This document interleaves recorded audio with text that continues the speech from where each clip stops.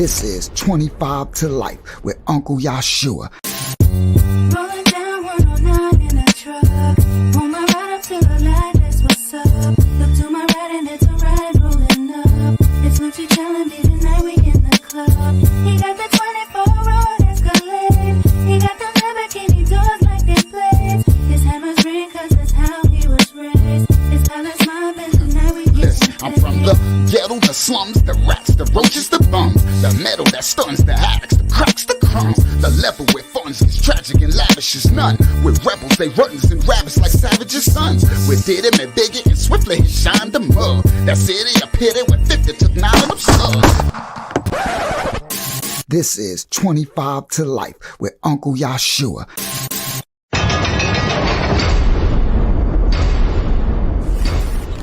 This is 25 to Life with Uncle Yashua.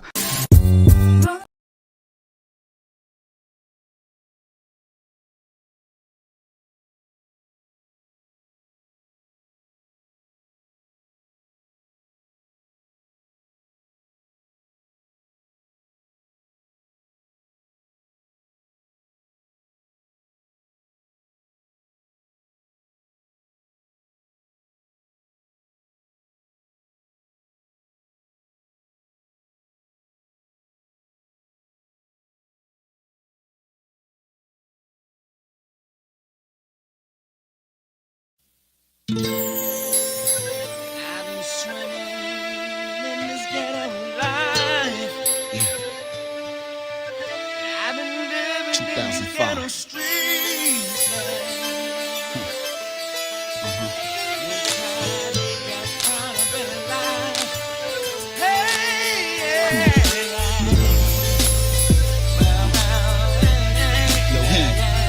Joey Mecca. So this one's personal to me right here. This shit is the truth. Hip-hop needs some real truth right now. You feel me? I really seriously think hip-hop needs me right now. All these clown rappers, all this make-believe, y'all ride with me. I took 2 texts when I'm in irony of the street. Then go beat Lex and tell him why I'm in all this heat. It seems to be a thing that we born within this ghetto. A hot jump shot, a book of rhymes, all this metal. It's a defeatist attitude developed in high school. While those with stable homes look on like they the wounds. So brothers be like, fuck it, that's the motto of the hood. Well, y'all apply to college, our projects is where it's wood. I'm living in this trap, only fact I got my gap. Now I'm all strapped up, and little Chuck got it tucked. And we load these, spitting that breeze over weeds. And reload knees, shooting at leaves, toking trees. I violate beer, I drink up on it like it's water. My mind ain't clear, I'm working on it cause my daughter. My life ain't fair, my mama left when I was 1. She's out in Bed-Stuy, I'm on the island in the slums. It ain't my fault, society made me to a thug. In the 90s it's grimy, 2000s is blooded up. And low crip too, it's cause of family that is blue. And no blood red, so many dead that is said. The funeral homes is forcing plenty orphan flipping coffins. While Drug Man Dan is at the orphanage giving orphans. And y'all blame us while Judge Benson's giving a sentence. Out there ain't us, we in the system getting fenced in. And y'all blame us. I'm swimming in this ghetto life. And I'm living in this ghetto street. The system got me living that life. And you got me when I can't dream. There's gotta be a better way to life. There's gotta be a better way to be. Now I gotta be a friend tonight. Gotta be the one to make you. Y'all close your eyes, envision drastic being stabbed. Imagine Joe hanging in the back of Linden Ave. Imagine Wild Man up in heaven having a fight. And Shaheem the God is telling court to keep it light. Imagine True Indeed and J Thug is alright. Dressing in all red up in heaven, blood tight. News demo and country, so much time it ain't hype. And 15-year-old Scully getting 25 to life. This is my life, my cousin Chase is Brooklyn's ace. Be up on gates with 38s in the skates. And all my life, my cousin Wise sticking guys. All on the heights with 45s on his sides. It's sorta incredible the way I thought pattern does. It's sorta regrettable the way the courts batter us. So brothers be like, fuck it, that's the motto of the hood. Well, y'all excel in college, our job is where it's wood. My father, he bailed, my mama left when I was a baby. I turned God body when I was 12, that's what saved me. By age 14, I bought my first whip machine. Trues and dollar bills, my new Impala wheels. And oh my God, I was at decent making sales. And oh Rashawn, I run these streets like frickin' jails. I'm from Hempstead, what the fuck you can't tell? It's down the street from death and round the corner from hell. But y'all can't tell. I'm swimming in this ghetto life. And I'm living in this ghetto. Sorry guys, can't give you the whole song yet. Album coming soon, singles coming soon. Sorry, you just can get a teaser, guys. Love is love. Love y'all. Sorry, guys. Can't give you the whole song yet. Album coming soon, singles coming soon. Sorry, you just can get a teaser, guys. Alright. Love is love. Love y'all.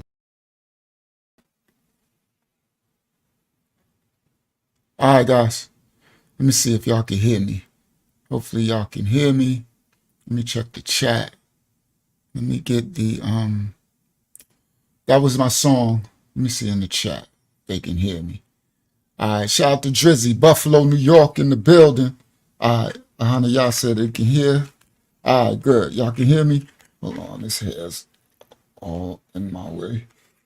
Alright, so that was my song Ghetto Life that I did back in 2005. Joey Mecca from Harlem, stressing about the life that I grew up in Hempstead, Strong Island. Alright, where I grew up from.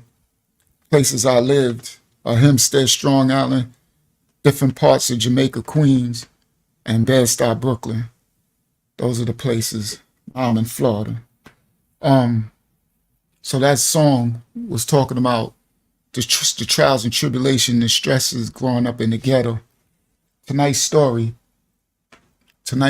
guys, is going to be, I'm going back in time. Let me change that. There I go. I'm going back in the days. I'm going back. So I'm going back to when I think I might have been 8 years old in the hood, in the ghetto. I think this is the this is the 70s in New York City. This is before the crack era. This is the heroin era. This is the era where they push heroin into the ghettos in New York City. And I know they did it in other places in the country, but a lot of it was concentrated and started in New York City, where they started this destruction, because that's where, like, a lot of the movements were, but they did it in other places too as well, California as well. But in the 70s was a trip. It's when they had the Black Panthers and all that, the revolutionaries, big afros, leather jackets, learning to love ourselves. They turned a lot of them into heroin addicts by pumping heroin into our hood. But y'all blame us. That was that song. But y'all blame us. Now I'm living in this ghetto life, and I'm swimming in these ghetto streets. Systems got me living metal life, and they pop me when I dare to dream. Gotta be a better way to life. Gotta be a better way to be. Okay? So, the story I'm about to tell when I start off, it's in the 70s during the heroin epidemic. The 70s was a different life for us growing up.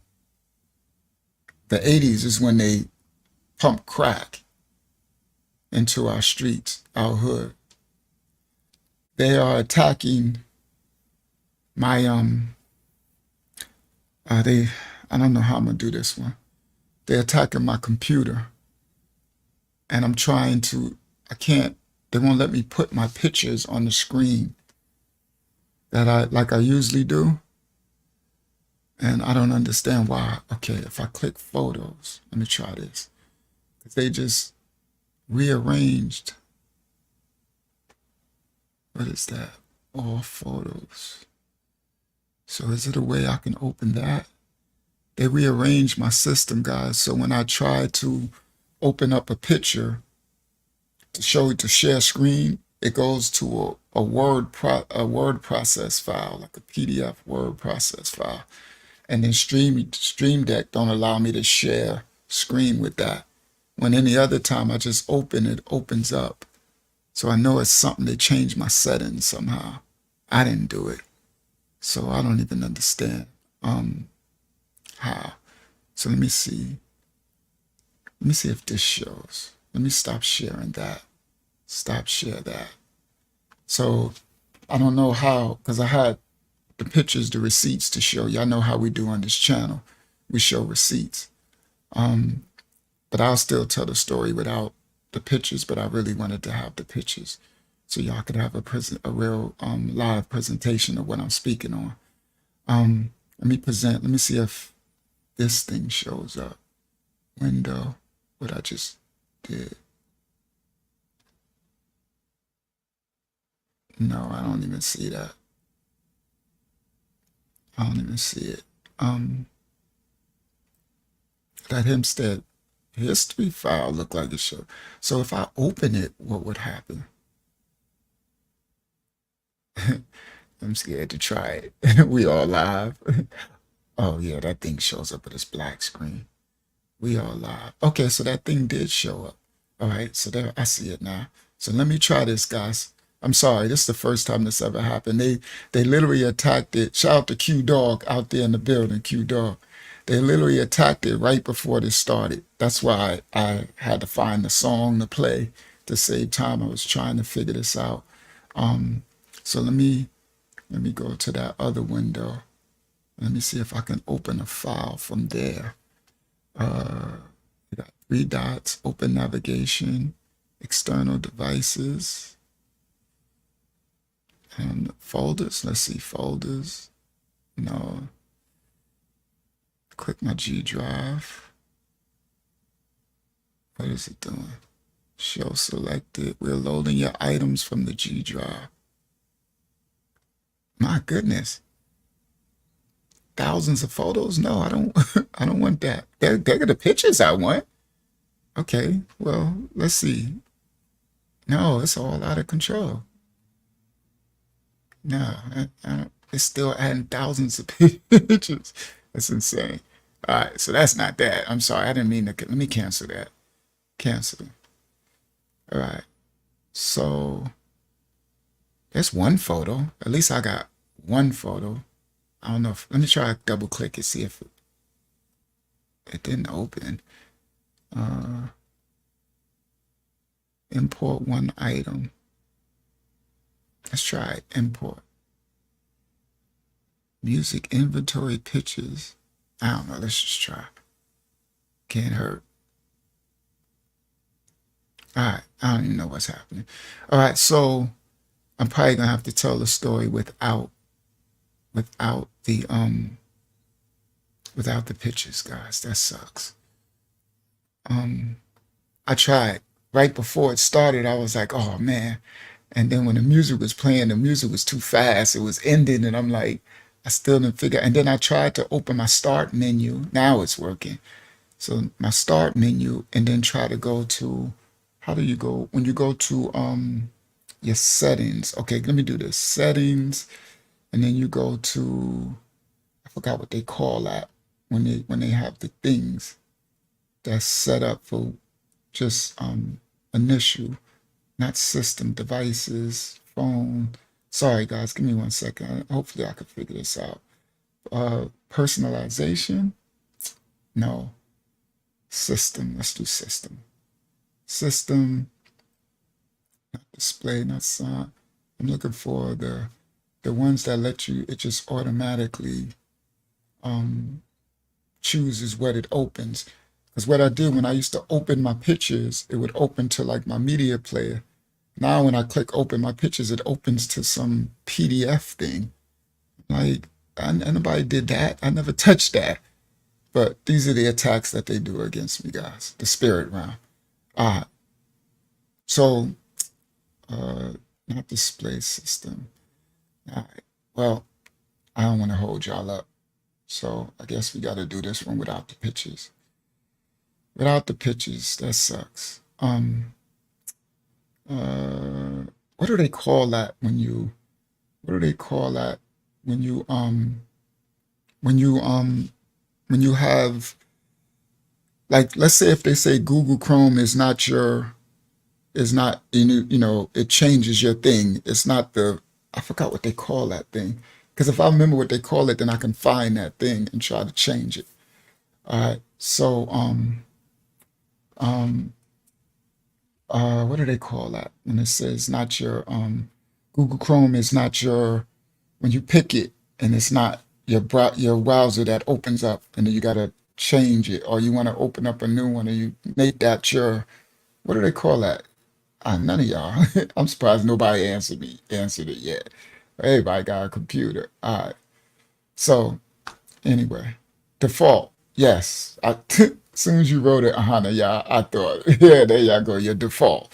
All right. So that's what I'm saying. Well, so how do I find my default settings? Because I need to change my default settings. So go here. Will it be under system? No, that's where I was just at. Change the size, scale, and layout, display resolution. Let me see if I type in default. Give me 1 second, guys. DEFAULT. This is a horrible way to start. Default recommended, not browser. Default apps. There we go. Let's try that. Default apps. Okay, there we go. Email, maps, music players, the media player. Yep, there we go. See, I never changed it. Photo viewer went to WPS photos. So let me change that. How do I change it? There we go. I think we got it, guys. Thank you, Father. Okay, please change. Bingo. Okay, now close it. Now try to open the picture. Let me close that thing first of all. Close that. Now let me try to open a picture.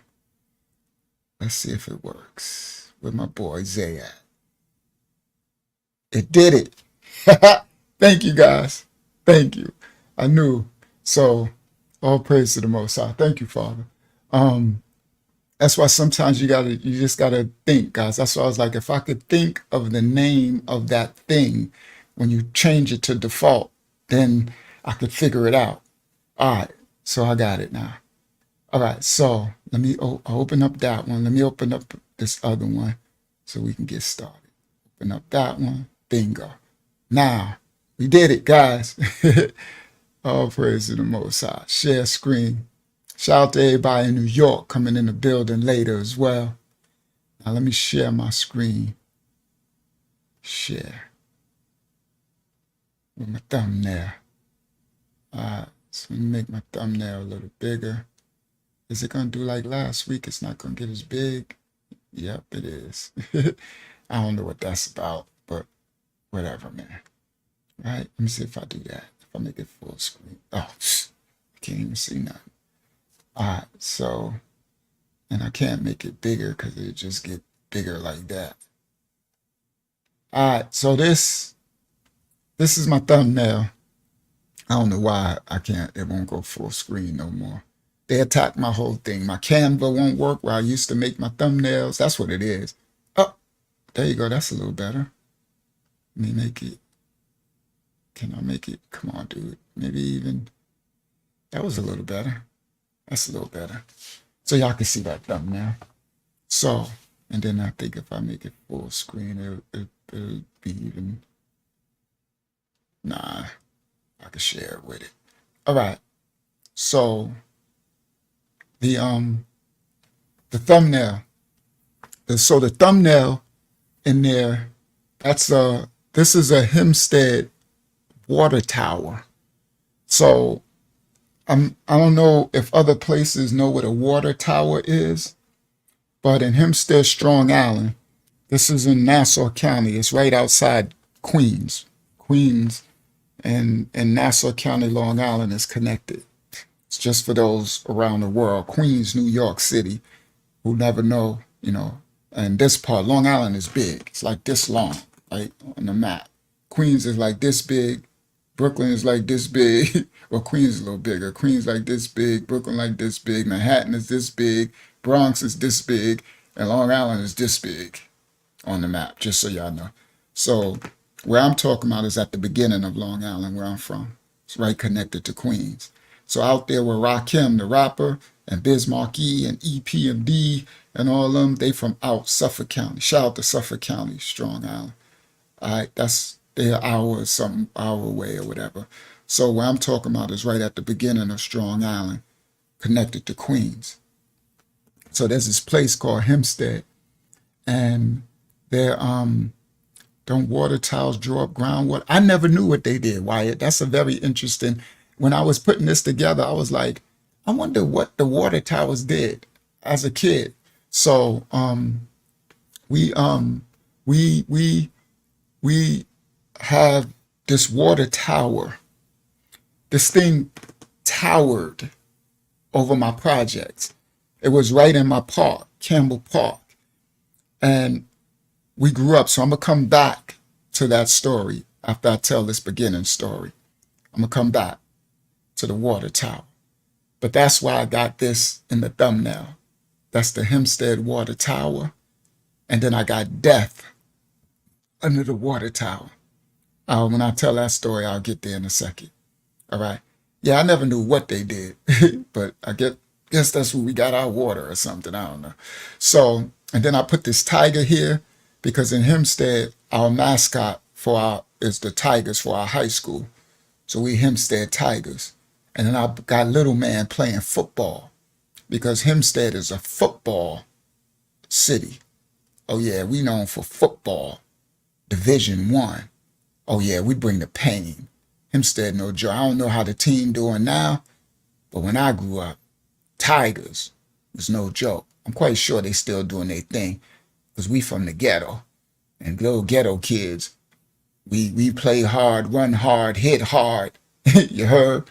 So HEMPSTEAD is a football town. Facts. Football. We play basketball and all that too. But yeah, we footballers in HEMPSTEAD Tigers. Shout out to HEMPSTEAD Tigers in the building.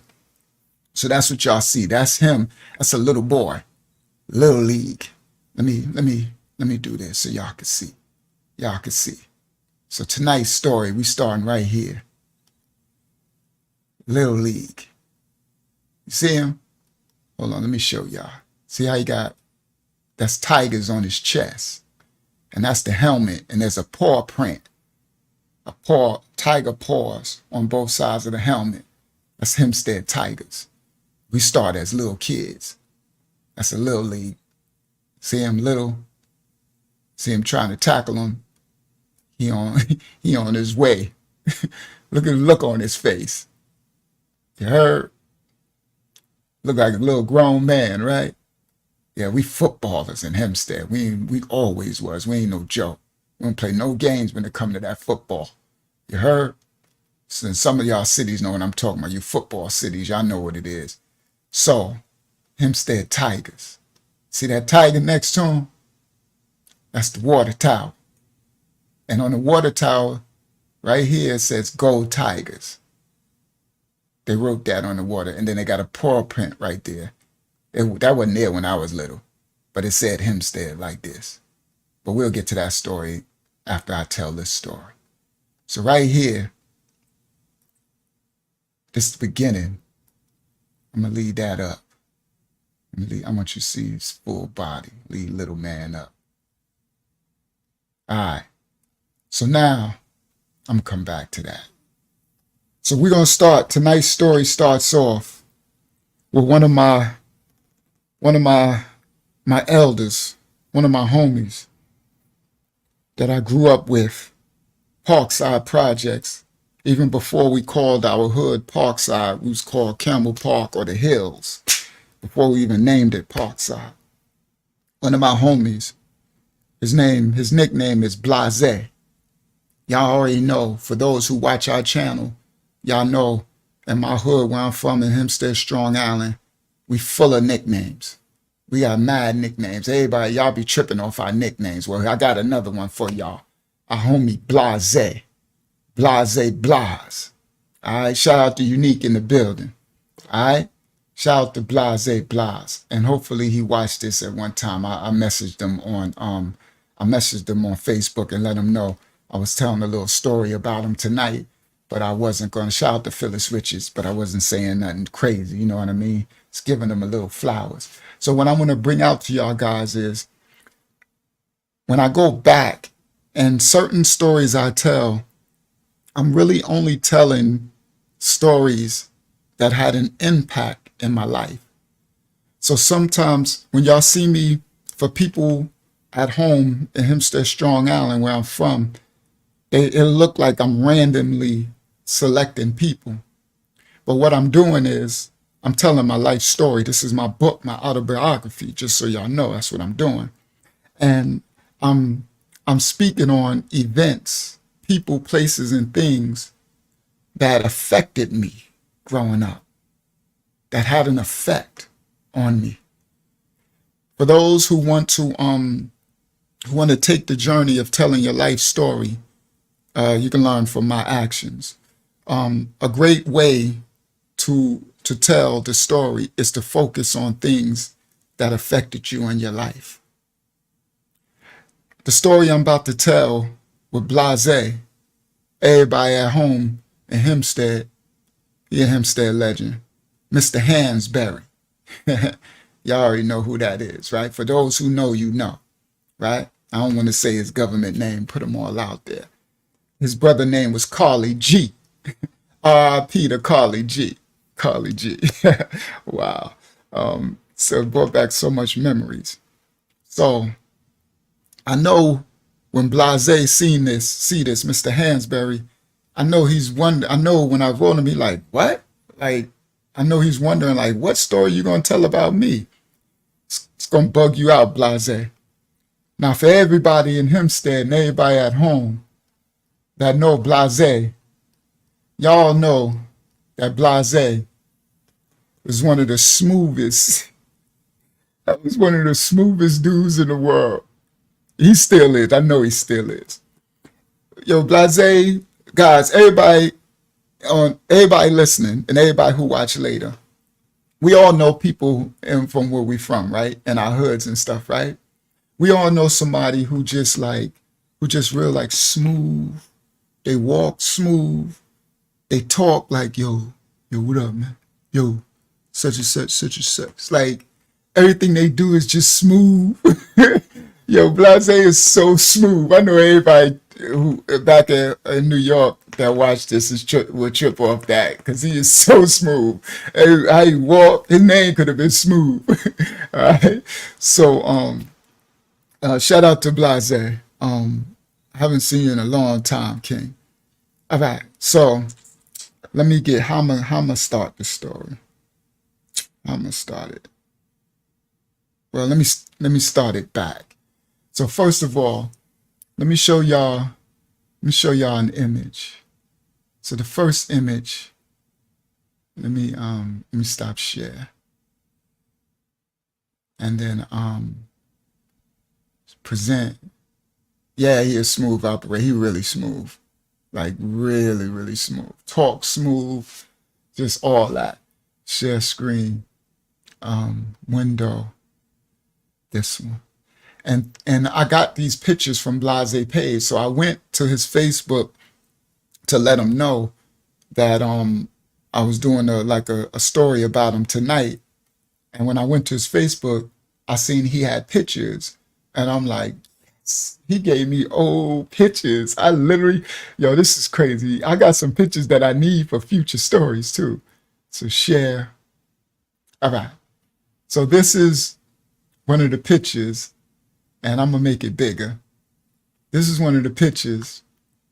Oh no, let me see if I make it full screen. What would that look like? Yeah, well I can share screen with it and just make it bigger. So this is one of the pictures. Now from his Facebook.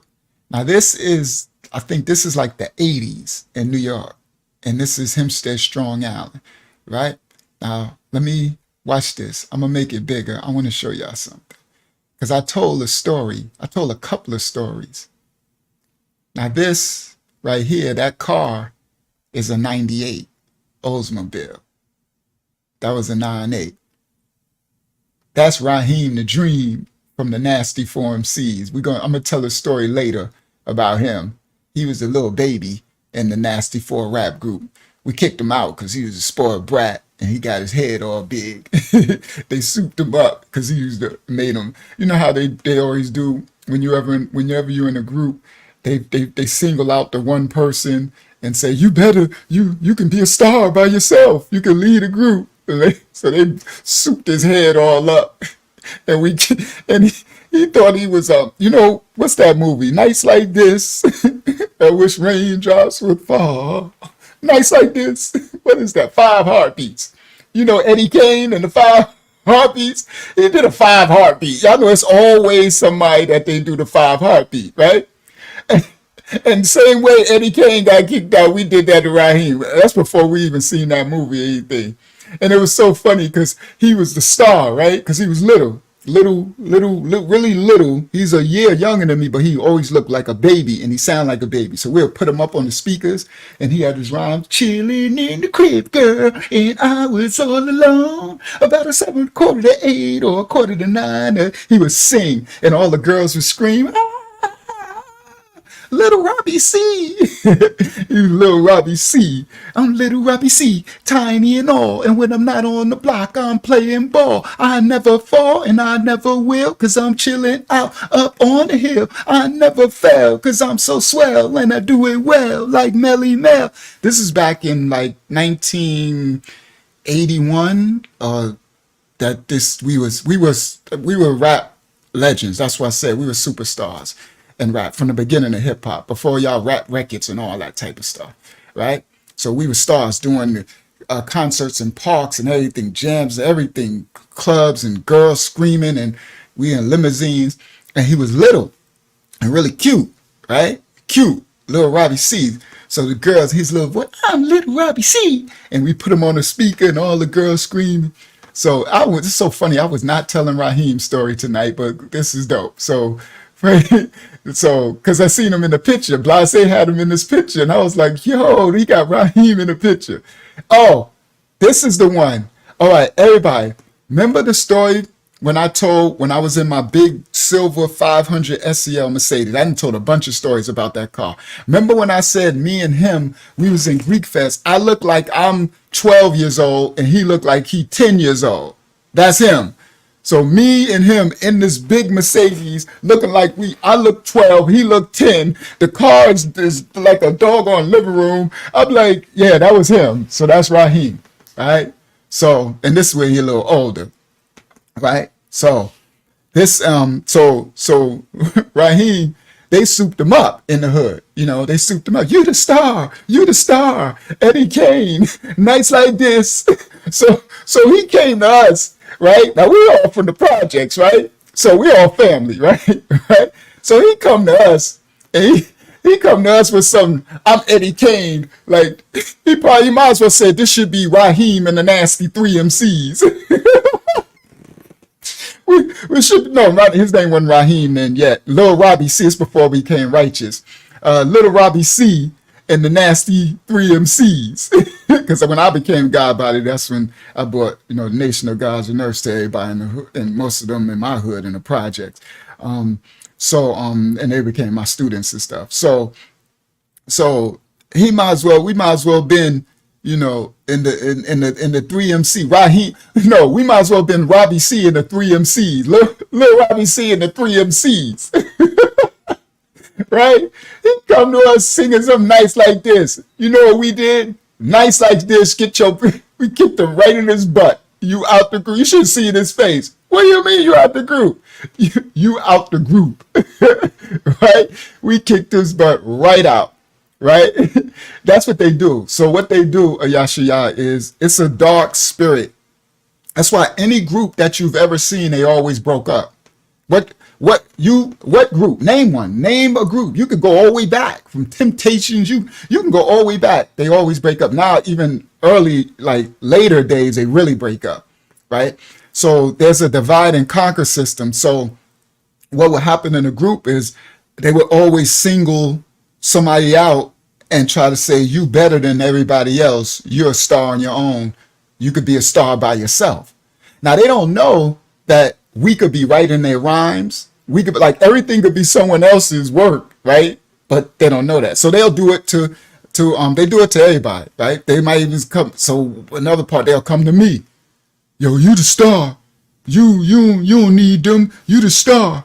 You know, you write all the songs and you do all this. You write all of this and you do this and this. But I was never, my head never, I'm like, I like a crew. I always like people around me. So anyway, I didn't know I was going to tell this Raheem story. Just a little bit, because I'm going to go back with the Nasty Four, but a lot of the Nasty Four stuff I'm saving. Oh, I'm looking for, here we go. Thank you. Thank you, Father. For everybody back home in New York, you don't got to be in New York, but I'm trying to give an opportunity for my people back home, because I know a lot of people in New York are still in the hood, you know, and I got an announcement for everyone. It don't have to be nobody from back home in New York, anybody. It could be man or woman too, if you got this qualification. I'm looking for a manager. I need a manager. And what I mean by a manager is I need someone. So on this channel, I haven't told none of the stories that involve all these celebrities and the tours and even the Nasty Four, beginning of hip hop history that's untold, that things that others can't tell because they weren't there. I haven't told none of that. I've been selective in the stories I've told, because I know the value of that. So if someone has a quality of like a go-getter, meaning I'm going to be the hip hop history stories and being on tour around the world and the Nasty Four MCs and the beginning of all this stuff.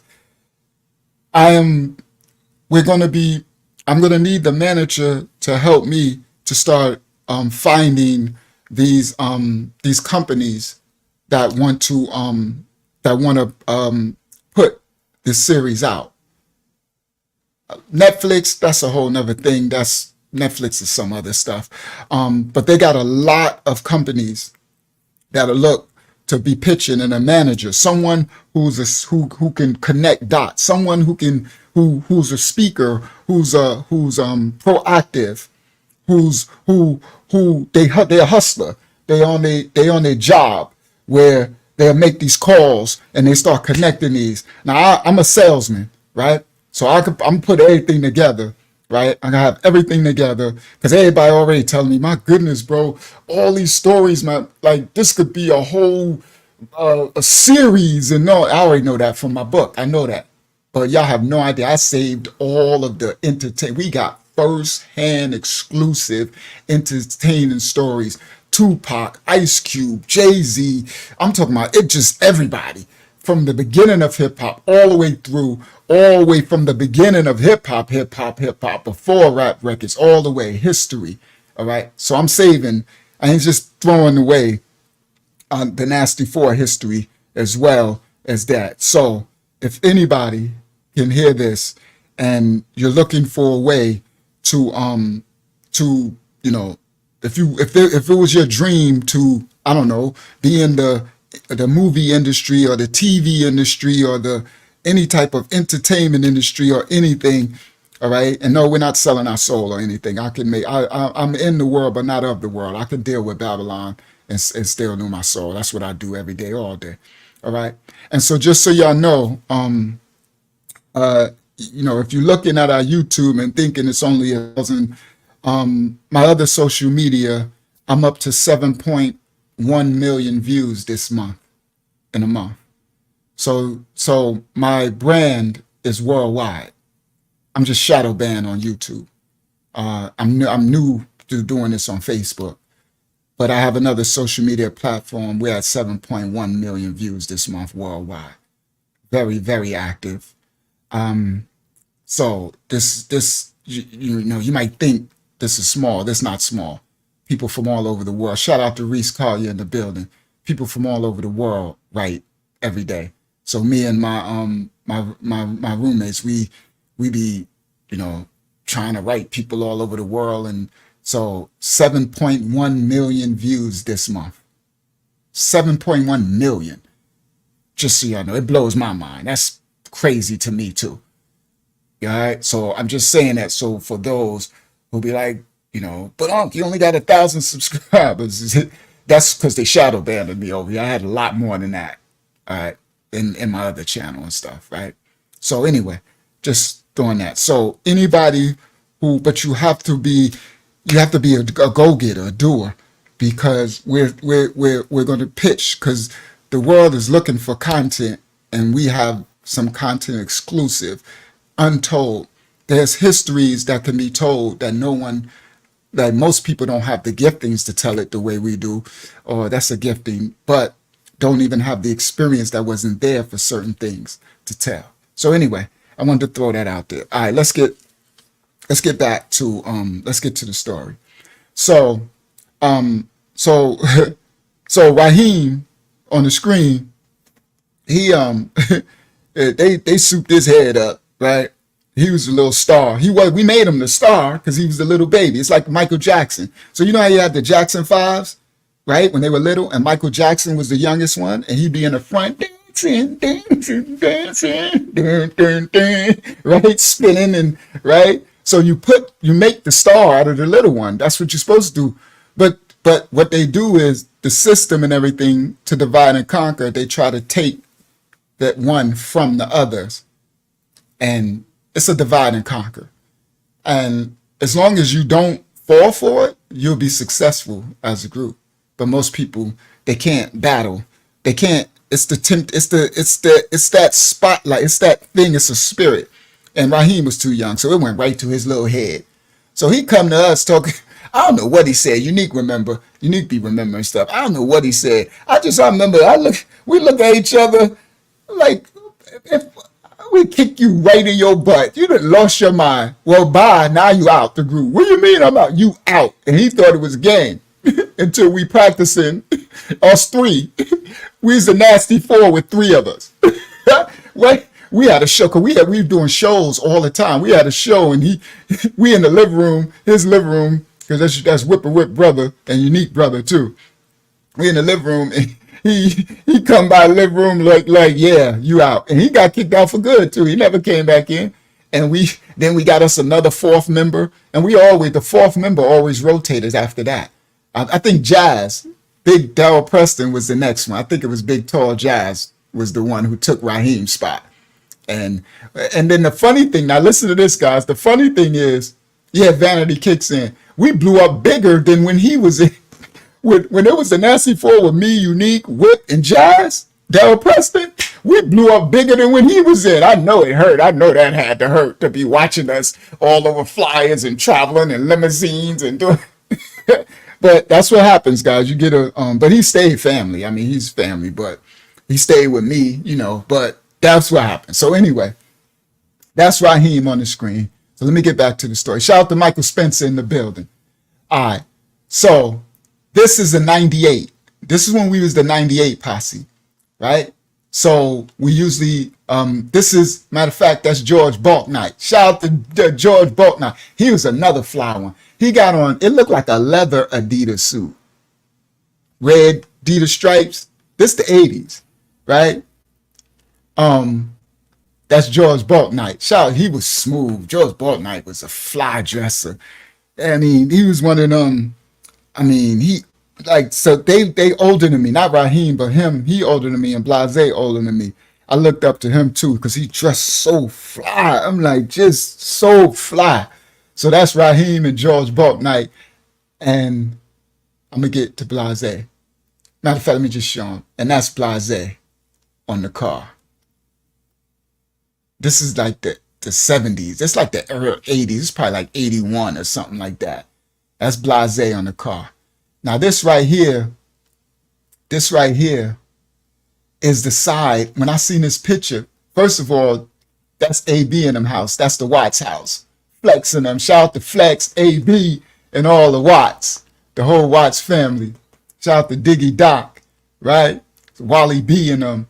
So that's the Watts house. And this building right here, that's the corner of South Franklin.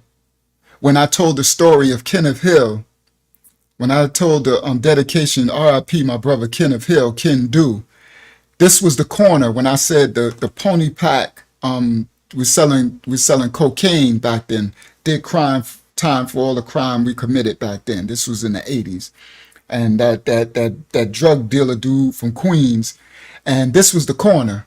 So right here, when you go around this corner, you're on South Franklin. You see the graffiti? Yeah, this is New York. This Hempstead Strong Island in the 80s. Y'all, you know you in the hood when you see that on the side of an apartment building. You know you straight in the hood. You ever see that on the side of an apartment building in New York City, especially back then, you already know you in somebody's hood. All right. So this the corner. That's Elm Street. Oh my goodness. Yo guys, this is the street in my stories when I said I shot out the street lights. Remember when I said I shot out all the street lights? When the stick-up kids came to get me and I was in the bushes and they had all the AK-47s and all that, that's this street. So I was further up the street. When I be in, even the one when I ran through the woods running from Buck and I ran into the crackhead house where all the roaches were all over me, that's about 5 houses down from this house. That story. Because this AB got those same woods and behind his house. See those trees? That's those woods.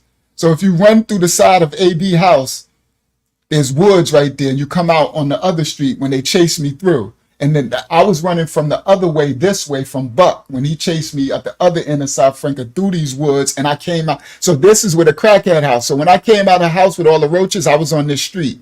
But I went that way up towards the projects. So this is the street. This is Elm Street. It's the street that I owned back then in 92. I did my time for any crime I committed. Shout out to Bosconi. Shout out to Mike. Shout out to Leon Watts. Leon Watts was out there with me. Shout out to Pooch. All my old elders who was out there with me when we was doing our thing. Not promoting it. It's just what it was. This is Elm Street. I call it Nightmare on Elm Street. And the project, Parkside Projects, is at the end of the street. All right. So, wow, that's crazy that I actually now I could show y'all the actual street. And this, you know what I mean? So, this was BLAZAY. And this picture was probably not too far after where it was, because I was probably like, the story I'm about to tell, to open this up, I was probably like 7 or 8 years old. So, all right. So this is the 80s, right? All right. So, and that's BLAZAY. So let me, I'm going to show another picture of him, but I know that's not that clear, but I'm going to show another picture, guys, where it's a little clearer where y'all can see him. You know what I mean? Newer picture of him. I could probably do it from right here. Let me see.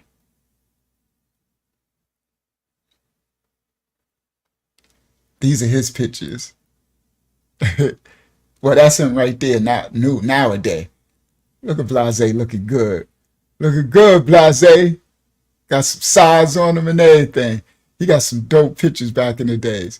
This is his big brother, Carly G. Look at Carly G. That's him in the middle. R.I.P. Carly G. All right. That's his big brother, Carly G. Carly G was funny stuff. Carly G was a trip. Carly G used to just make me laugh all the time when he just walked.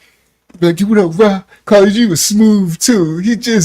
Carly G was just Carly G. Like, y'all know some of them people, guys, in the hood that they just themselves. Themselves is just a personality. Just who they are themselves is like a personality. That's Carly G right there. Carly G was a trip. Always. It's so funny, Carly G. Look at Rock. Rock looking good in this picture right here. Look at the Rock. I don't know who the other two is. I can't remember who the other two is. Hold on. So yeah, this is nowadays. Oh, well, I think this is 2015. That's BLAZAY on the end now. Right? Now they all getting older. This Wes, I'll be telling a story about him. That's Rock. I might have a story about him. That's Deuce. I definitely got a story about him. That's Timbo. Shout out to Timbo. I got a story about Timbo's big brother. I got a story about Bo's big brother coming to the channel. That's him and Wes. I definitely got a story about Wes. Wes was a mess. Wes was a mess. Wes was a bully.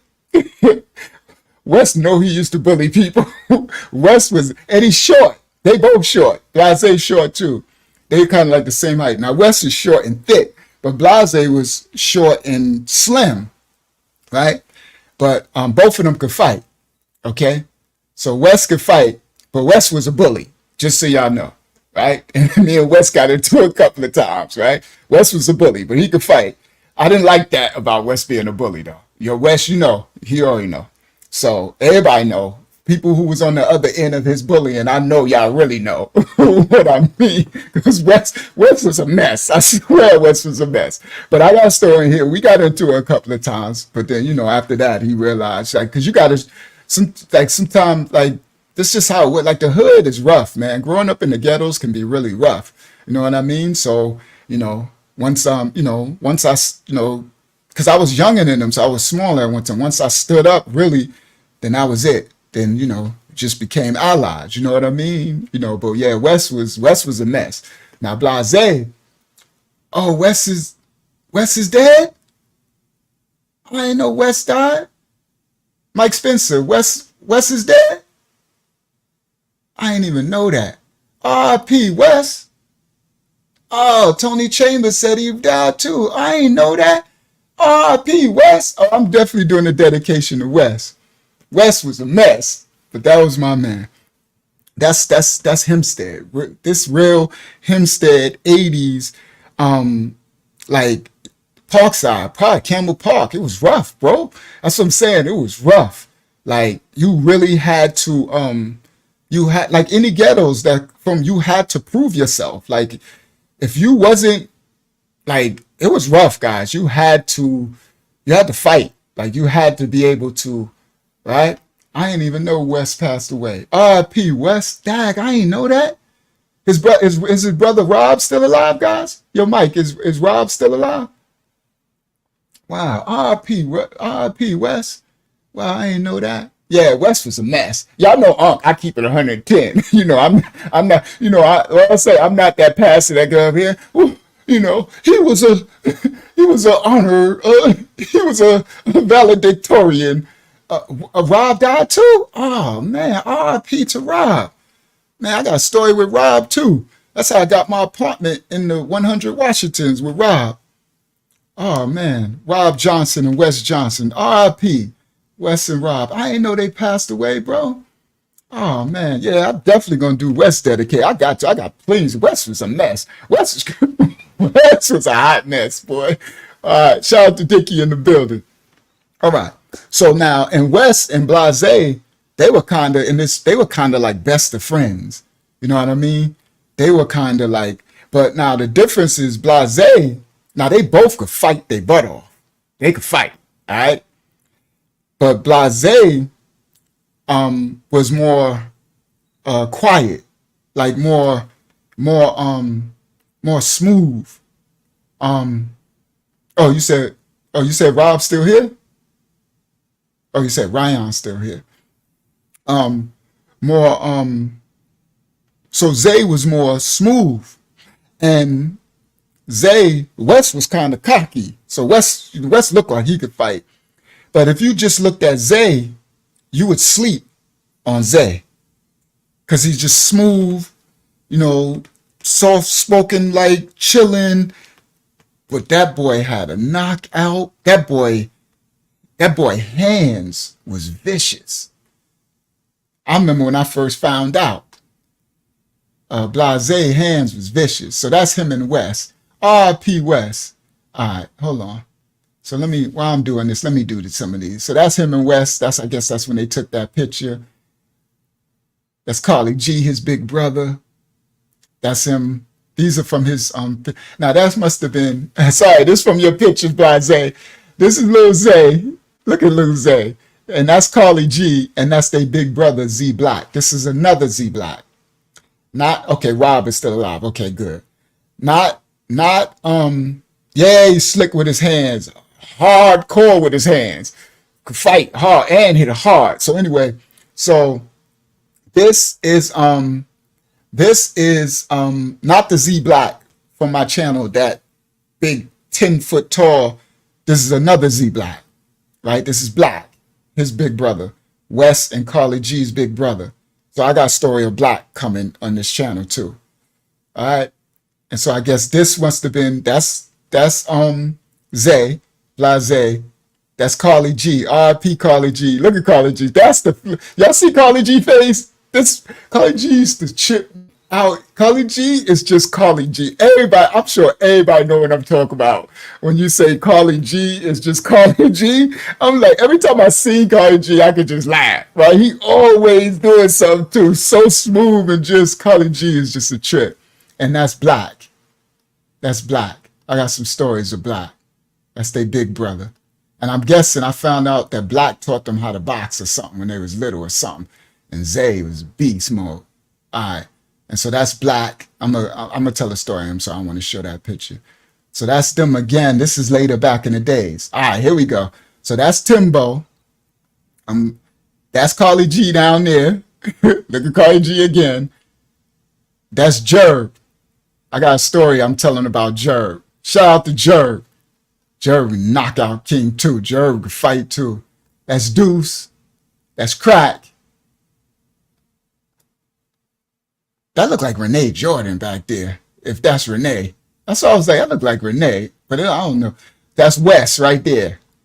I tell you Wes a mess. Don't he look like he a mess? Don't he look like he look like he gonna beat somebody up right now, right? Yeah, Wes was a bully. If you, boy, Wes was a mess. Wes would tear somebody up, for real, for real. I done seen Wes be a mess all the time. So that's Wes right there, at his full mess. That's when he was in this fullness of his mess. So that is Renee. That's what I thought. I'm like, what's Renee doing in the picture with them? What's Nene doing in the picture with them? All right? So that's Wes right there, looking like a mess. Looking like he ready to start some mess, right? And then that's Biz. I got a story coming with Biz. Look at Biz trying to look all mean. And like Biz a mess too, trying to be all mean, right? And then that's Rock. Look at Rock smiling. And that's Rocco. All right. So yeah, that's a Parkside picture back in the days. All right. So, and then this another one. So this is, that's BLAZAY right there. I'm about to tell Zay. Look at Zay. See how smooth he look? With the glasses? Yeah, that's Zay. Zay was smooth. Zay is a smooth. Zay smooth. I swear, Zay is smooth. Oh, I was clipping. I'm going to turn it down a little bit because I'm probably going to get a little loud. Let me do that now. Thank you, Zayana. Let me do that right now because I know I'm going to get a little loud. All right. All right, there we go. Let me know if I clip later.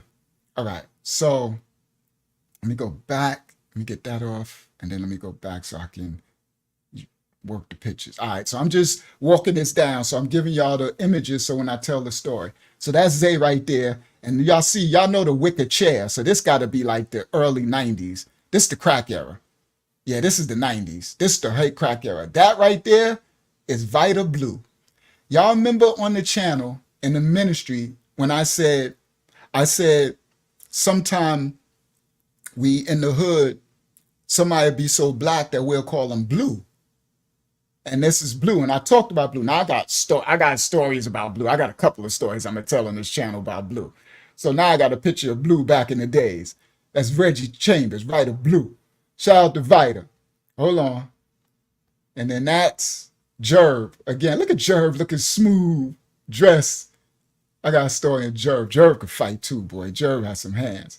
Yeah, that wicker chair shows you all what year this is. Whenever somebody got that wicker chair, this the crack era, right? Oh, who is that? Is that Wes or Rocco? I don't know who that is. It's really dark. That's either Wes or Rock. It looked like Wes with that look, because Rock could probably be smiling. But and then this one right here, pretty boy. Look at Kev. Look at Kev. I got a story with Kev. Kev could fight his butt off.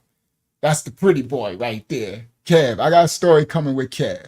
Shout out to Kev Kerr. All right? These who I grew up on. I grew up on them. Not Vita came up a little under me. That looked like Wes with that mess. I switched the picture.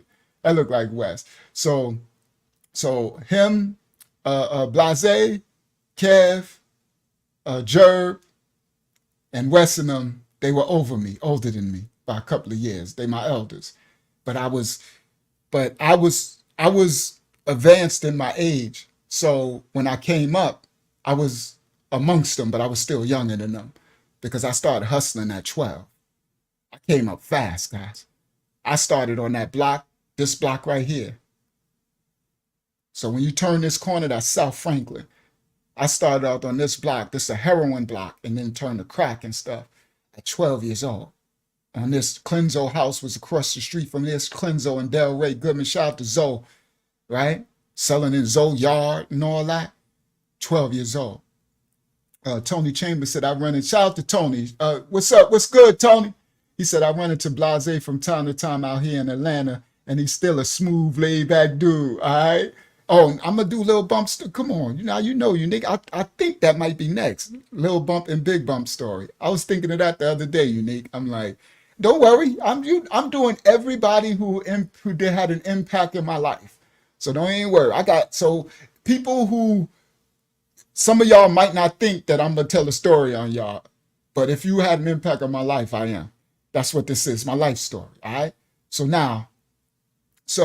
yeah, Tony, I know he is still just as smooth as he was then, right? And I got some newer pictures of him too. I think they in here somewhere. It should be, there you go. Well, it's enough. Oh, I got a story coming. All right, so that's his brother Carly G again. That's Zay. Look at Zay when he was young. Look at Zay. And Zay always had a baby face. He always looked like a baby, right? And that's why I said, see, look at him, right? You would look at him and you wouldn't think to, shout out to my brother, big brother Kevin McCullough in the building. You wouldn't think that he is a knockout king. You wouldn't think like you know that you would definitely sleep on Zay and get knocked out. He one of them little slim, soft-spoken, smooth, chilling, and some big bully or somebody all loud and yeah, and will Zay whooped him out, up, down. He one of those. That's why you got to be careful, guys, of sleeping on people because they're not loud and boisterous, or they don't look all tough, like, knuckles all raggedy, like they doing push-ups on cement. Oh, Zay had the one-punch knockout all day, every day, right? Don't look one bit of it. I done seen Zay whoop people. I remember when I first saw it, I didn't know. So when I first saw it, he looked like this, right? But it was even before this. We were younger. So right here is when we getting a little older. Let me scroll. Look how young he looks, right? Now right here, so you can see, right? So out of all of them, you probably wouldn't pick him to be the one that be the one that you probably need to be more, more shook about than probably everybody in this picture, all right? Yeah, it's judging a book by its cover, right? So I remember when I first saw him put it in, I was shocked. I couldn't believe it. I was like, and then, well, I could say this part because I remember I was talking to him. So Zay, now I'm gonna start, guys. Oh, I'm gonna say something else about this picture, then I'm gonna get started. But Zay, this story is because I know when I tell it, you're gonna remember. Because it was something that meant a lot to me, but it probably didn't to you because you were a big boy and I was a little boy. But if you remember, Zay, you, I guess, liked me or something when I was little, like, like I was his little homie and he used to talk to me.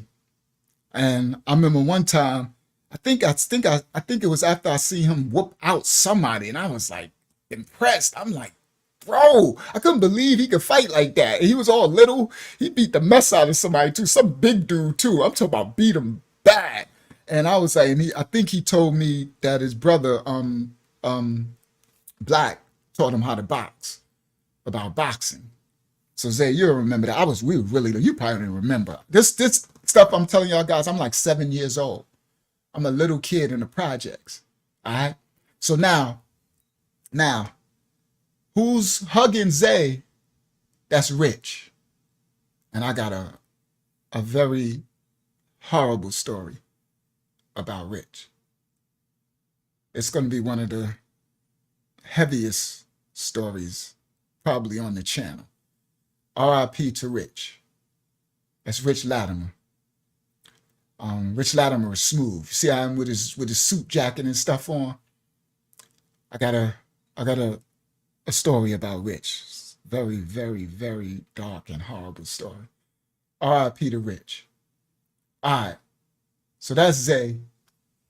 And then I got some newer pictures from him nowadays. There you go.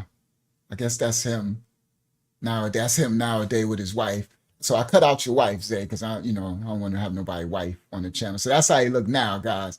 I guess he, out there looking smooth. Yeah, smooth Rich. Rich was so smooth, right? And that's Zay nowadays too. Look, still got the baby face. Still knocks somebody out. I bet you they sleep on him. He at this event and somebody sleep on him, Zay would definitely lay him out. All right. So that's Zay. All right. So let me keep, what picture I want to keep up?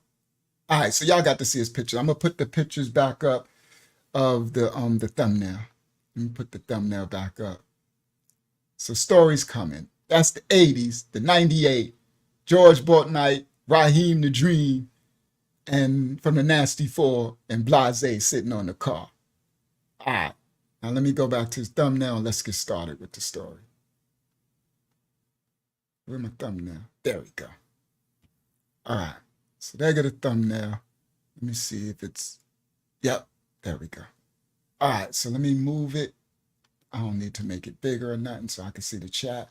All right, let's get started. So the reason why I got Reese, the reason why I got the little HEMPSTEAD Tigers football, oh, that's what I'm going to do. Let me make the football player bigger again as I tell the story. Because now we're getting into Tigers. Uh-oh. It's not moving. Why it's not moving? All right, what's happening?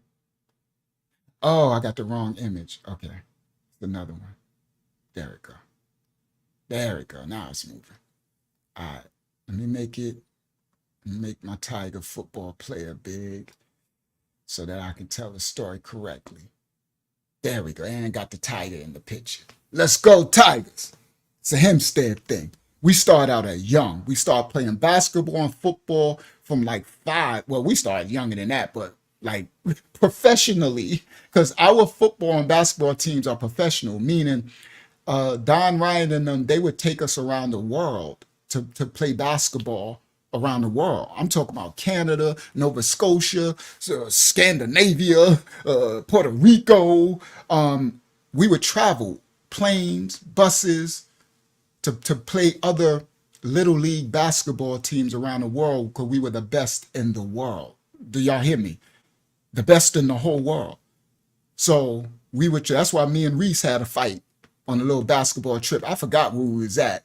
We young fighting in the hotel room because Reese being Reese. Y'all know how he do here, come here with Reese being Reese. Me and Reese had a fight in the hotel. Almost got kicked. Well, we was away, so we couldn't get kicked off the out of, if we would have been home, they would have sent us home. Reese being Reese. So as little kids, we start when we're young. We start like 5 years old playing football. I think the Little League football, Pee-wees, I think it started 5 or 6 years old. I don't remember, maybe 7. If someone remember, y'all could tell me. So this story, it has something to do with football and me and BLAZAY. So as I told y'all, I grew up in the hood and my dad abandoned me and my mom's was in Bed-Stuy, Brooklyn. So my dad, I'm from Bed-Stuy, Brooklyn. Me and my sister was living with my mom's in Bed-Stuy, Brooklyn. We from Brevoort Projects and all that, Bainbridge buildings. And, but my mom was neglecting us. So her sister and them, my aunts and them, because my whole family, my mom's side of my family is all from Bed-Stuy, Brooklyn. It's a huge family from Bed-Stuy, Brooklyn. And my dad was from Parkside Projects in Hempstead. That's how I got to the projects, Parkside. And my dad is from Parkside Projects. His grandma, my grandma, that's the one I did the story on here about my grandma, and they killed her during the crack era in the nursing home. That's my dad's mom. But my mom come from Bed-Stuy, Brooklyn. So I'm originally from Bed-Stuy, Brooklyn.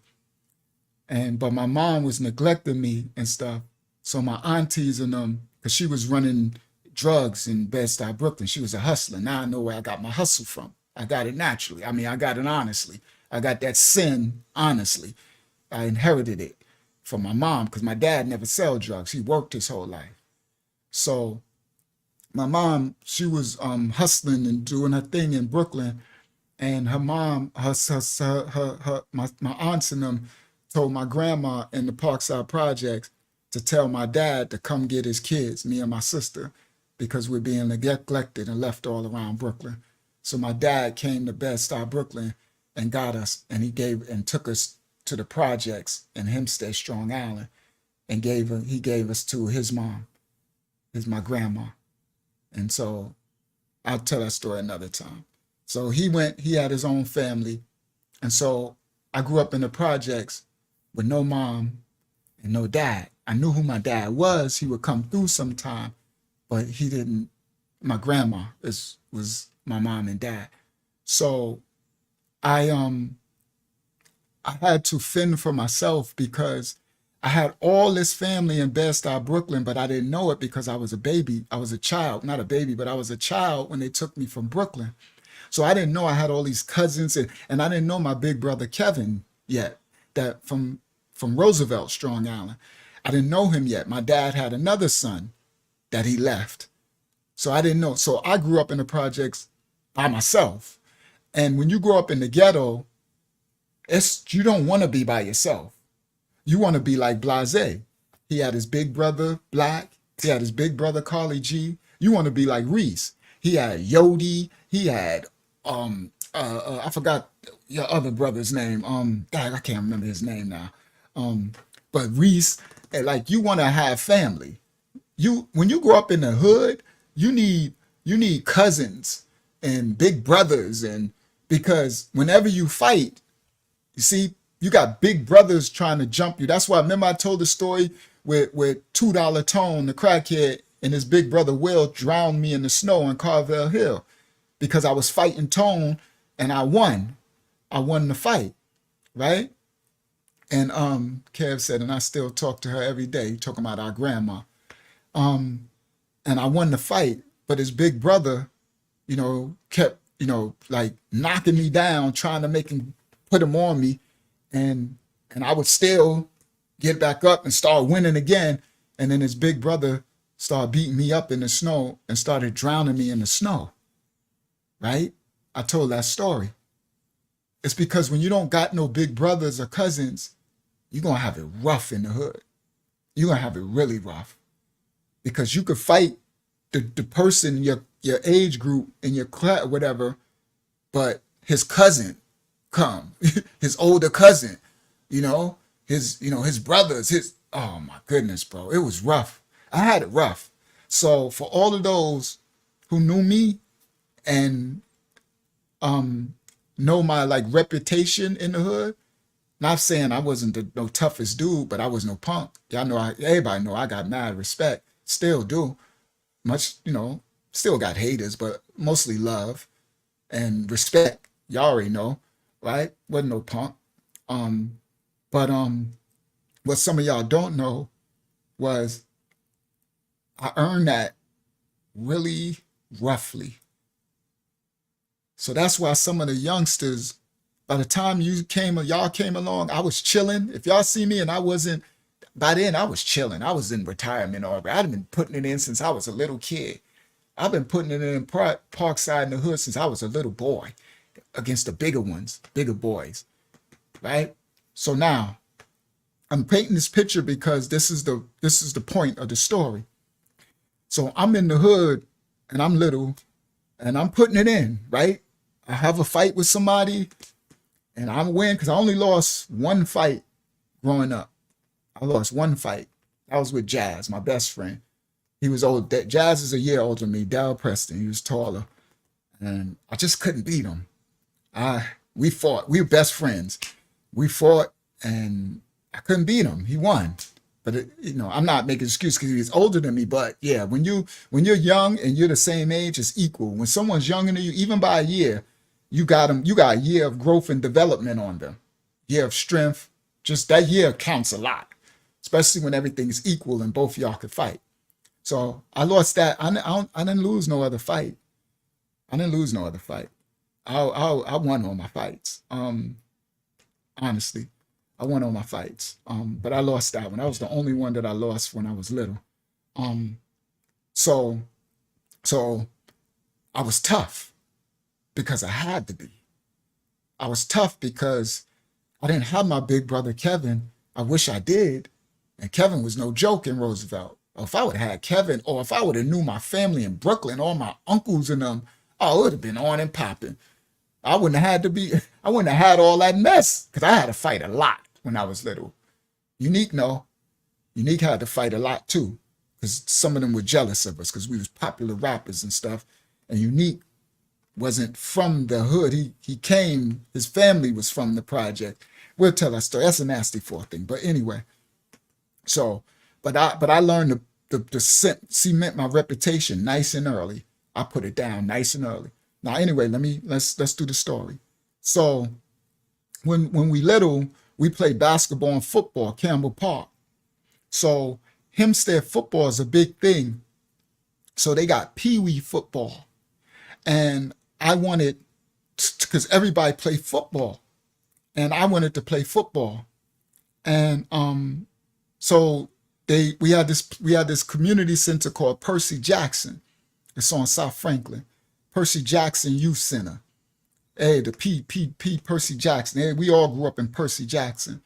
And you sign up for football and stuff like that. And then we practice at the middle school and then usually another time Kennedy Park, right? So I didn't have big brothers. See, most people, they would get into the sports because their big brother go sign them up or their dad or something. And I didn't have no big brothers or nobody. And I didn't have no dad or nobody. So I just remember this was a time in my life where I really felt like I didn't have nobody. It was sad for me. This is one of the sad points of my life. There's markers through my upbringing that was a point of me realizing I don't have what everybody else have. Okay? It was times, this was one of those times. It's markers. All the other times I block it out. Because I'm so busy in the hood playing and, I'm normal. But there's markers where I realize I don't have everyone else has. Like I don't have a mother. I don't have a father. I don't have big brothers. I don't have cousins. I don't have aunties. I don't have uncles. I don't have nobody. I'm by myself. Now I got my friends, we in the hood, but y'all don't know, that ain't what I'm talking about. Y'all got your family. You got your mother, your grandmother, your aunties, some of you had your dads, you got your cousins, your brothers. I had nobody. So I know y'all like, you had me, yeah, y'all my friends, but it's different. It's outside of friends. It's something that I would have to block out. It's like being orphaned. You can never identify guys with an orphan because that hurt. That's why in the Bible, the Most High says widows, the elderly, and the orphans. The Most High has a special place for orphans because when it's something that's void, that's an empty feeling that nobody can fill. And don't think because you have children, you got nothing can fill it. It's an empty, we're going to take that to our grave. Nothing could ever fill it. The only thing we could do is block it out if you're strong enough. Okay? So all my life I blocked it out. But this was the time I felt it because I wanted to play the football. And I went to my grandmother and I'm like, I want to play football. And she cursed me out like she always do. Get out of my face. I'm going to kick a football up your butt or something. My grandma's crazy, right? She cursed me out. But then later she like, well, what you need to do? I'm like, well, I need to go to sign up for the, she like, I need somebody to go with me. She's like, I'm not going down there, no football. Well, you ain't going to play if you think I'm going to go. You ain't. And then, so I had to go by myself. So I remember I went to go sign up. And I remember I went with my little boys some of them from the projects. But they have support from their people. So you go sign up and then they give you raffles. Because we poor, we in the hood.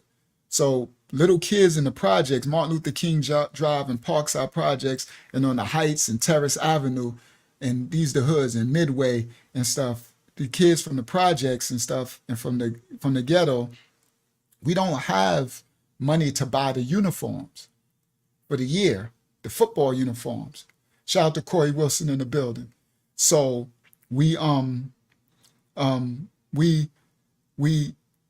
have raffles, so you have to sell raffle tickets, right?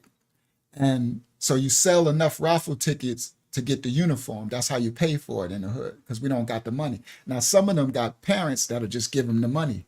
I don't know how much it was, probably $50, $60 or something. That was a lot in the 80s. I mean, this is 70s. I don't know. This is probably the 70s or something, what I'm talking about. This is the 70s. It's the 70s. A lot of people were poor. Blacks in the ghettos were poor. So I remember I got the raffles and I came home and I told my grandmother, I said, I signed up for the football, right? And she was always mean to me, but that's just her personality. She loved me. She did everything, but she was just rough. She was hardcore. She was just mean. And I was, and I said, but I can't pay for the uniform. But I was supposed to sell these raffles but I didn't like to sell, which is funny because I ended up selling mad drugs. I ended up becoming a professional drug seller back when I was young. I did my time for the crimes committed, right, back then, right? But I didn't want to go you got to go in the project trying to sell raffle tickets, and all the kids all through Hempstead is selling the raffle tickets. So you all in school, you trying to sell, and they be like, I already bought raffle tickets. Get away. Nobody got no money for that. And I'm like, she's like, well, you ain't gonna play no you ain't gonna play no football. Go out there and sell them raffle tickets. Shout out to Mike Garcia. Go out there selling raffle tickets. So I'm like, so here I go. I'm in the projects, and man, I'm not trying to sell nothing. I'm like, man. So I messed around and I sold maybe one raffle ticket, and you need to sell like 50 of them or something to get that money up. I sold like one or something. So it came around because you only got like a week or two or something. And it came around and I went to the thing. We went back and we to get our uniforms, and I didn't have the money. And so you need to say you ain't like the hustle. That's really funny, right? That's a straight oxymoron, right? It's insane. So when now I'm thinking about it, I never thought of this before. So then I went, and then they was like, I didn't have the money. And they was like, well, you can't get a uniform. You need to bring the money. And so then we left, and I sat there and watched them. So everybody got their uniform, and y'all know, for those who was there in Percy Jackson, you go get your hip pads, your leg pads, your pants. So they have stations. Your pants is here, your shirts is here. You get your number for your uniform, your pads and everything. And it's like a big thing. And I had to sit in there and watch everybody get their pads and stuff. And I didn't have it. I didn't have the money. And then we left. And then my little crew that's walking back from Percy Jackson to the projects, they all had their uniform. You put it on, their helmet, and they all walking. And then when we got home, my friends, I remember their mom in the project, their moms were so happy. Like, Like, look at you taking pictures of them. They had Polaroid cameras and give them hugs, and they had their uniform on. And that was another time I remember, like, I don't have that. That hurt my heart. And I just blocked it out. So then I went in the house and I was like sad. And she said, what the hell wrong with you, boy? And I'm like, nothing. Ain't no nothing. Pick your head up, I'll beat you. I'm gonna give you something to mope about. What you moping about? I'm like, I don't got my uniform. Everybody got their uniform. What do you mean you ain't got your uniform? Well, I tried to sell the raffles, but nobody would buy it. Nobody, even though I didn't. I sold a couple, but I stopped. I didn't like that. I didn't want like selling to going door to door. I think that's interesting. Now I think about it, because I still don't.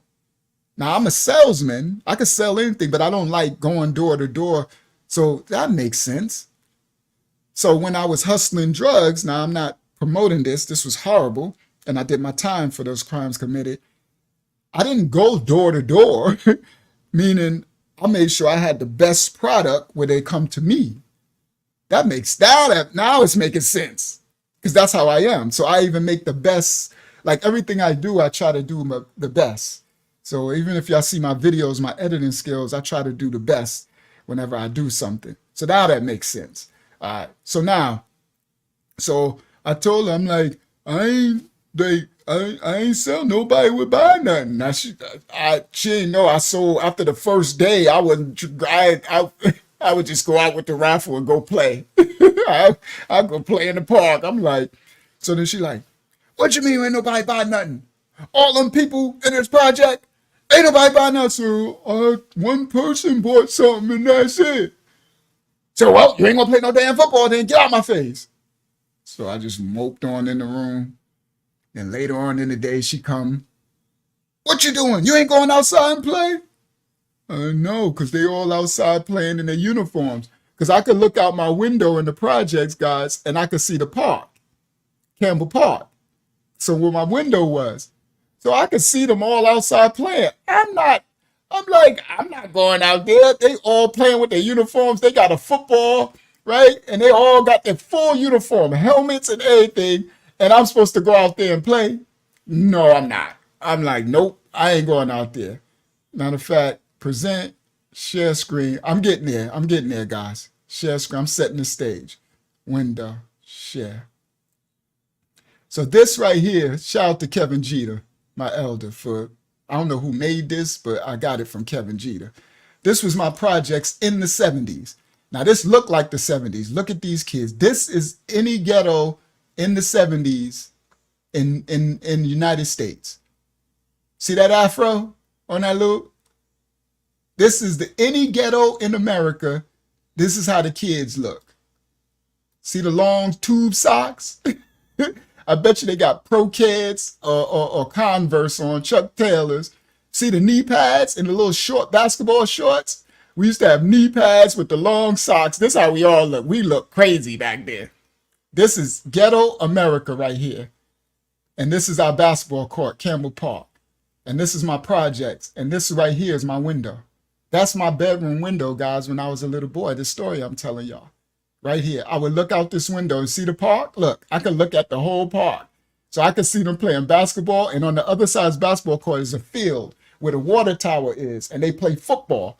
So I could sit right in my window. And this is 67 side where Unique is from. And Joey Douglas and them. That's 60. So I could look on 67 side of the benches, right? Of the courtyard. So this is my projects. And that's my bedroom window right there. And the other windows on the other side. So I would sit in this window. So she came and she like, you ain't going outside? I'm like, no. And she said, why you ain't going outside? You know, she yelling. I'm like, cuz look, they all out there playing with their uniforms. And she looked out the window and she see all them out there, these kids playing with all them uniforms. And she looked at me. Why you ain't sell no damn tick raffles? Cause nobody would buy none. Right? She's like, I know you lying to me. Tell me ain't nobody buy none. I know you lying. I'm like, nobody would buy it. And then she like, all right, what I'm gonna do, I'm gonna give you this damn money, and you don't say nothing. I don't want to hear nothing from you. I don't want to hear nothing out your damn mouth. I don't want to hear nothing. She cursing from here to high water, and I knew she'd do it because she could be mean as all outdoors, but she loved me. The Most High actually gave me somebody to love me, and without it, I don't think I would be the person I am today. I would really be really scarred to have no love at all. She never hugged me. She never kissed me. She never said, I love you a day in my life. She's never given me a hug. She's never given me a kiss. She's never said, I love you. She's never gave me no real affection ever a day in my life. But she cursed me out and she'll provide for me. And that's how I knew she loved me. Because out of all the cursing out, I knew it was happening. And I'm sitting in the window like, yes. But I can't let her know it because she'll curse me out more. I'm gonna give you the damn money, and and I don't care. She said, you better wear that uniform until you 94 years old. That's how she was. She ridiculous. I don't care. You better wear that uniform till you 50, right? I'm like, whatever, Grandma. Just give me the money. I ain't gonna say that. So then she gave me the money. So the next day I went down there and I got my uniform. All right. So now I got my uniform. So now I'm on a Little League football team. All right? So now let's get to the story with Zay. Sorry I took so long, but y'all know I like to set up the stories. I like to have a lot of context. Context is key. I'm a context storyteller. Facts. That one, share. Bingo. All right. So now I got my uniform and I'm on the little Tigers. Yeah, I'm talking about Grandma's Mike. She was horrible. She didn't play. She was horrible. So now I got my uniform and I'm on a football team, right? So now we go into practice and stuff, and everything, and we come home and we playing in the park. So as I said, growing up in the projects, it was really rough. And I'm little, so I was popular because I could fight. I was known as a fighter, and I have a good heart. But you would still run into bigger kids, right? And bullies and stuff. Not the bullies now with school. I'm talking about bullies, bigger kids that'll beat you up, and take your stuff, and people coming from other hoods and stuff, right? And like walking home from football practice and stuff, you know what I mean? And bullies, people trying to jump us and chase us and stuff like that. And so I had got into something. I think it was with a bigger kid, and I fought him. He kind of beat me up a little. When I say I never lost a fight, I mean a even fight. I ain't talking about me fighting some big boy who's trying to beat me up, right? So I fought him or whatever. He beat me up a little bit, but whatever. So then I remember I was on 67 side and BLAZAY. Now Zay, I don't know if you remember this, but everybody in Hempstead, Zay used to look out for me. He used to always, when I was little, he would come talk to me. Like I don't know, I guess I was his little man or something. I can't remember everything clearly, right? But I remember this because it impacted my life. And I just remember one time we was walking on the side of Campbell Park of the dead end, the fence. It's when we used to play kickball in that fenced in part. Y'all know what I'm talking about, with the cement on the back of the basketball court. For those who remember back in the days. And we was walking on the side of the sidewalk where that fence is, where we used to play kickball, and we was walking towards the dead end, guys, for those who know, towards the water tower. And I interviewed me everything. Mike said she said she interviewed me and everything when I came to the crib. Yeah, she was horrible. So I remember this. Zay, I don't know if you remember this, but I remember this forever. This is something that stuck with me forever. I just remember walking with you, Zay. I don't know how. This is just what I remember, guys. It's spotty. I remember walking with Zay, and Zay was Zay. He was still so smooth, and and I looked up to him because he was older than me. He was like a big boy to me, and he could fight. He was just smooth. I just looked up to Zay, and and he would always talk to me, and put his arm around me, yo, and all that, right, and talk to me, right. And I'm thankful for that, Zay. Honestly, you affected my life. If I'm saying this like 50 years later or something like that, you know that you had an effect on my life. And I know you don't know this. You never knew this. So I remember we was walking, and we got to the end by the dead end, and other boys was coming up, and Zay was being Zay, and then he did something, and somebody came up, and Zay did something like this, shoo, and he flicked out a knife.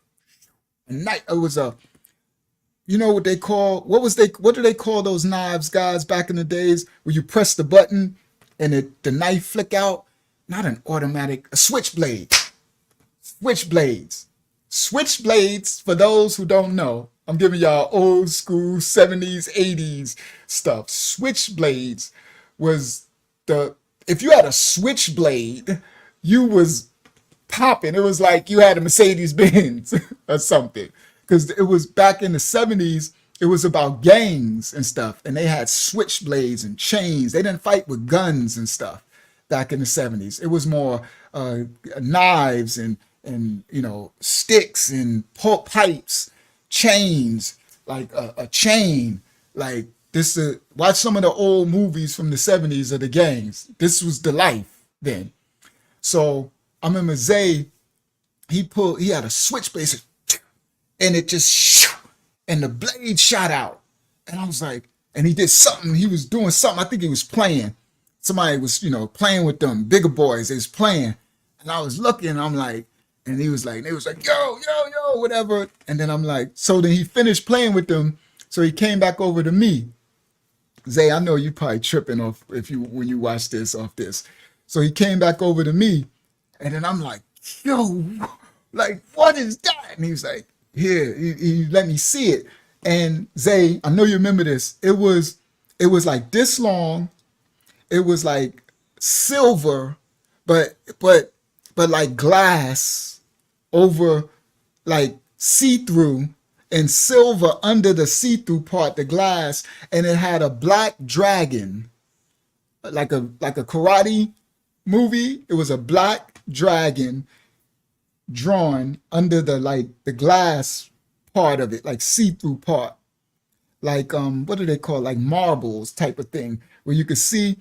And so both sides, so you turn the knife over, it had a black dragon on that side and a black dragon on this side, and I guess it has silver under this glass part with a black dragon, and then you click the button, and the knife, a switchblade pops. They were expensive. Somebody beat you up and take that. There was no joke. And I just remember looking at the knife, and I was like, oh man, and everything. And I was just so enamored with the knife, and I was just like, wow, like, and we was there, whatever, in the dead end and everything. And then I just remember Zay looked at me. He was like, you like that? You like that? Shout out to Shamika. You like that? And I said, yeah. And he said, you can have it. It's yours. And I said, what? And I think, Zay, you told me your brother Black gave it to you. I think you said Z Black gave it to you. You probably, I don't know if you remember this at all. Because sometimes, guys, we do stuff for others. Because I know my life, I don't remember half the stuff I did for people because we don't do it to be remembered. You know what I mean? I remember because it affected me. It's something that he did for me. And he was like, it's yours. And I'm like, no, man, like, No, it's yours. He said, just don't lose it. He said, my brother Black gave it to me, and he'll kick my butt if he knew that I gave it away. He said, but what I'm gonna do, I'm gonna tell him I lost it and make him give me another one. He said, but that one's yours. And I'm like, stop playing, Wayne. Stop playing. Like, stop playing, stop playing. He like, no, it's yours. I'm like, nah, man, stop. He said, it's yours. And guys, he gave it to me. He let me have it. He gave it to me. And I could not believe it.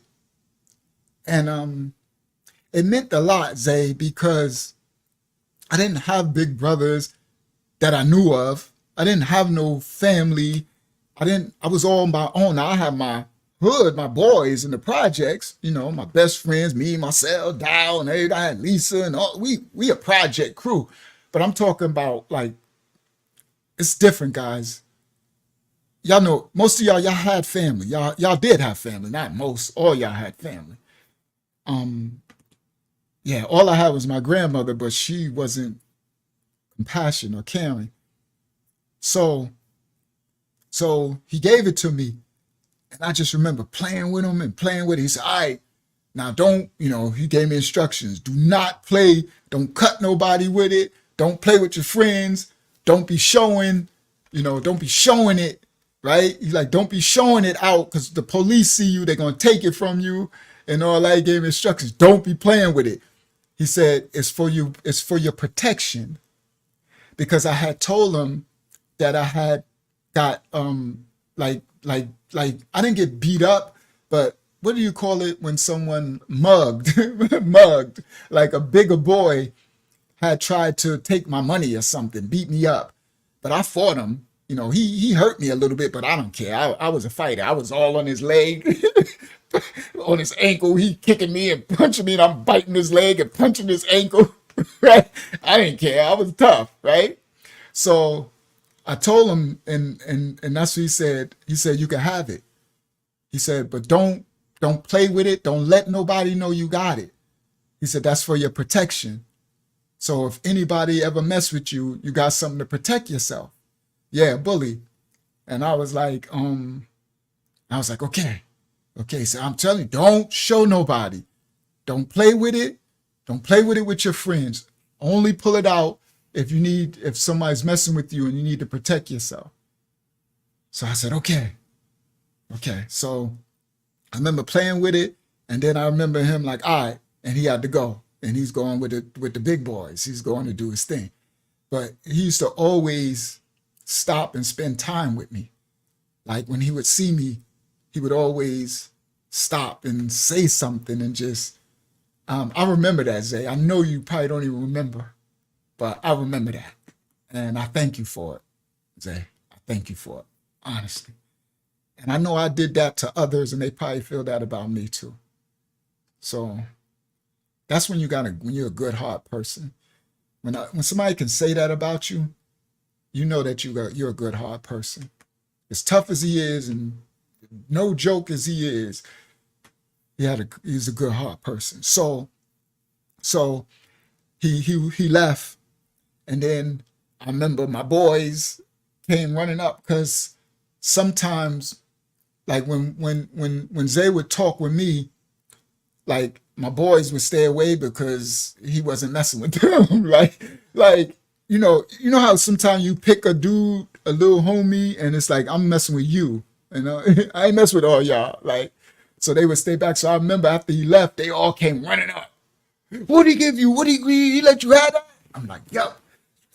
And I flicked. Now he just told me, don't show nobody. Don't be flicking it out. Don't be playing. Yeah, y'all know, dog. He might as well said, Zay, you might as well said, go stab everybody in the hood. So I'm just making a joke. But so he just told me, don't play nobody. So they like, and I'm like, no. They didn't see it. So when they came up, I showed them. They came up, I showed them. So they when they came up, and I'm like, look what I got. I'm like, And, where you get that from? Right? I'm like, wait, give it to me.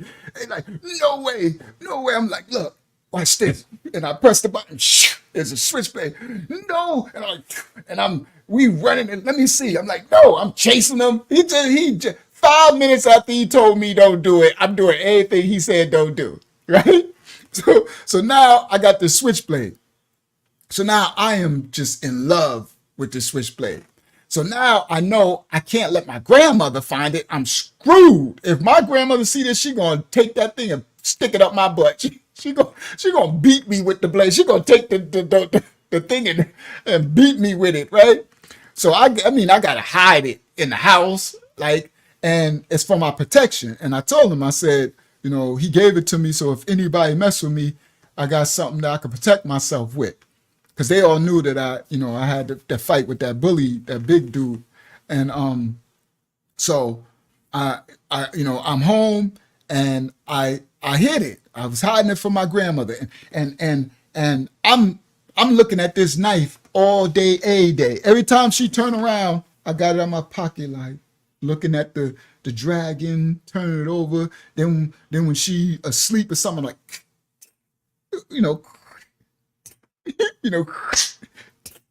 right? I love this knife. I love this knife. Like, it was so beautiful, first of all. It was something that would protect me, and it was given to me by somebody that I looked up to. So, you know what I mean? So it was like, it was so much sentimental value behind it. You know what I mean? So then I had it for a little while, right? So I was straight. I felt more protected too, because we be walking and stuff. And like, even when we all together as a crew walking, if some big dudes jump out and try to something, I got a knife, right? Like we could protect ourselves. So one day we in the Little League football, Tigers football. I'm on Little League. I'm playing. Me, Desmond Cox, Steve Daniels, Gus Blunt, Tyrone Payne. Who else on our team? There's so many of us. Who else? I'm sorry, I'm forgetting a lot of people. But sorry guys, I'm forgetting a lot of people. I'm surprised Reese wasn't on the team. Reese was playing basketball. Reese, you ain't play football with us. So I'm on the team and my birthday's late. So I'm little, but I'm tough. And they hit hard.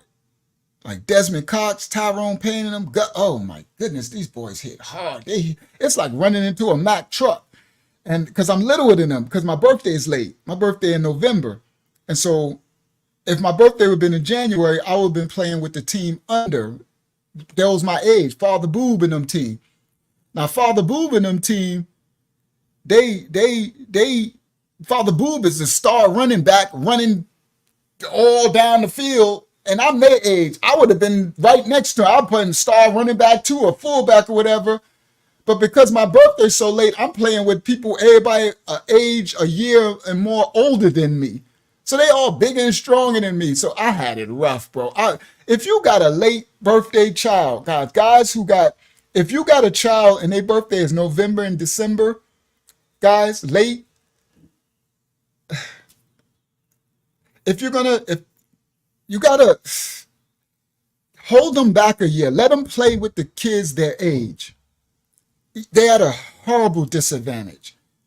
So I used to watch Father and Boob in them game, and I'm like, I would have a touchdown every time they gave me the ball. If I was playing with them, these people my age, I'm playing with them bigger than me.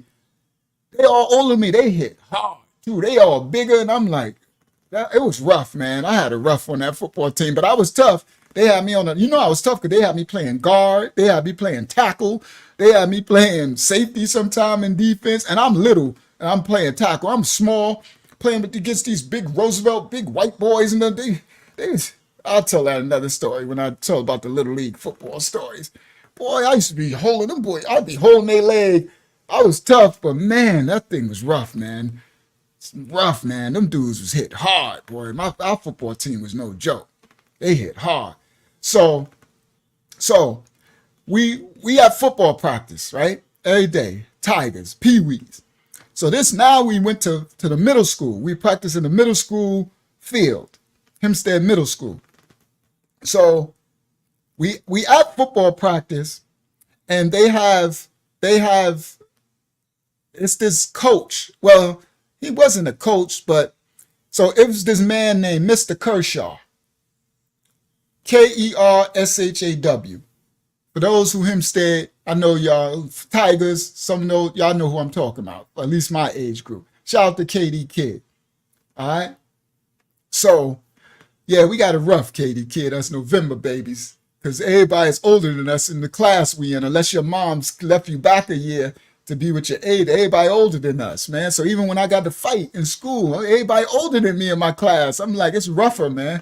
I really wanted to be with people my age. All right. So now, so there's this man called Mr. Kershaw, and he was probably like a politician or something. Recent, probably know. He was like he was one of those when we grew up in the 70s, and that I guess he was one of those black men who was like had money, a politician, or probably worked in government or something like that. So he had an air about himself, like he was bougie a little bit. So he had a son, and his son name was Scott. Scott. Shout out to Scott Kershaw if he out there. I know he ain't gonna see this, but if he alive and out there, shout out to Scott Kershaw. So his son played for our football team, but he wasn't from the hood. So he didn't grow up in Terrace Avenue projects. He didn't grow up in Martin Luther King Drive projects. He didn't grow up on Midway and their little projects or their hoods over there. He didn't grow up on the Heights and their hoods. And they're, because they don't have too many projects. They got more hood houses, but it's the hood. You know what I mean? You in the hood. You can get yourself hurt, right? He didn't grow up in the hood. He grew up in like a suburbs and went to Catholic school, right? We all went to the elementary school. We either went to Prospect or Ludlam, Marshall School, or Jackson, Maine, Jackson School, Jackson, or or we went to one of those. We all went to a hood school. We from the hood. We ghetto babies playing in this football. So Mr. Kershaw, I guess he lived in the suburbs. He probably had a $500,000 house. Him. So Scott, he got a mama and a father, and his father's a politician, right? So he grew up. He probably got a nice kitchen, and he probably got nice food. He probably don't know. He probably, right? So he like a privileged kid, right? And so Mr. Kershaw,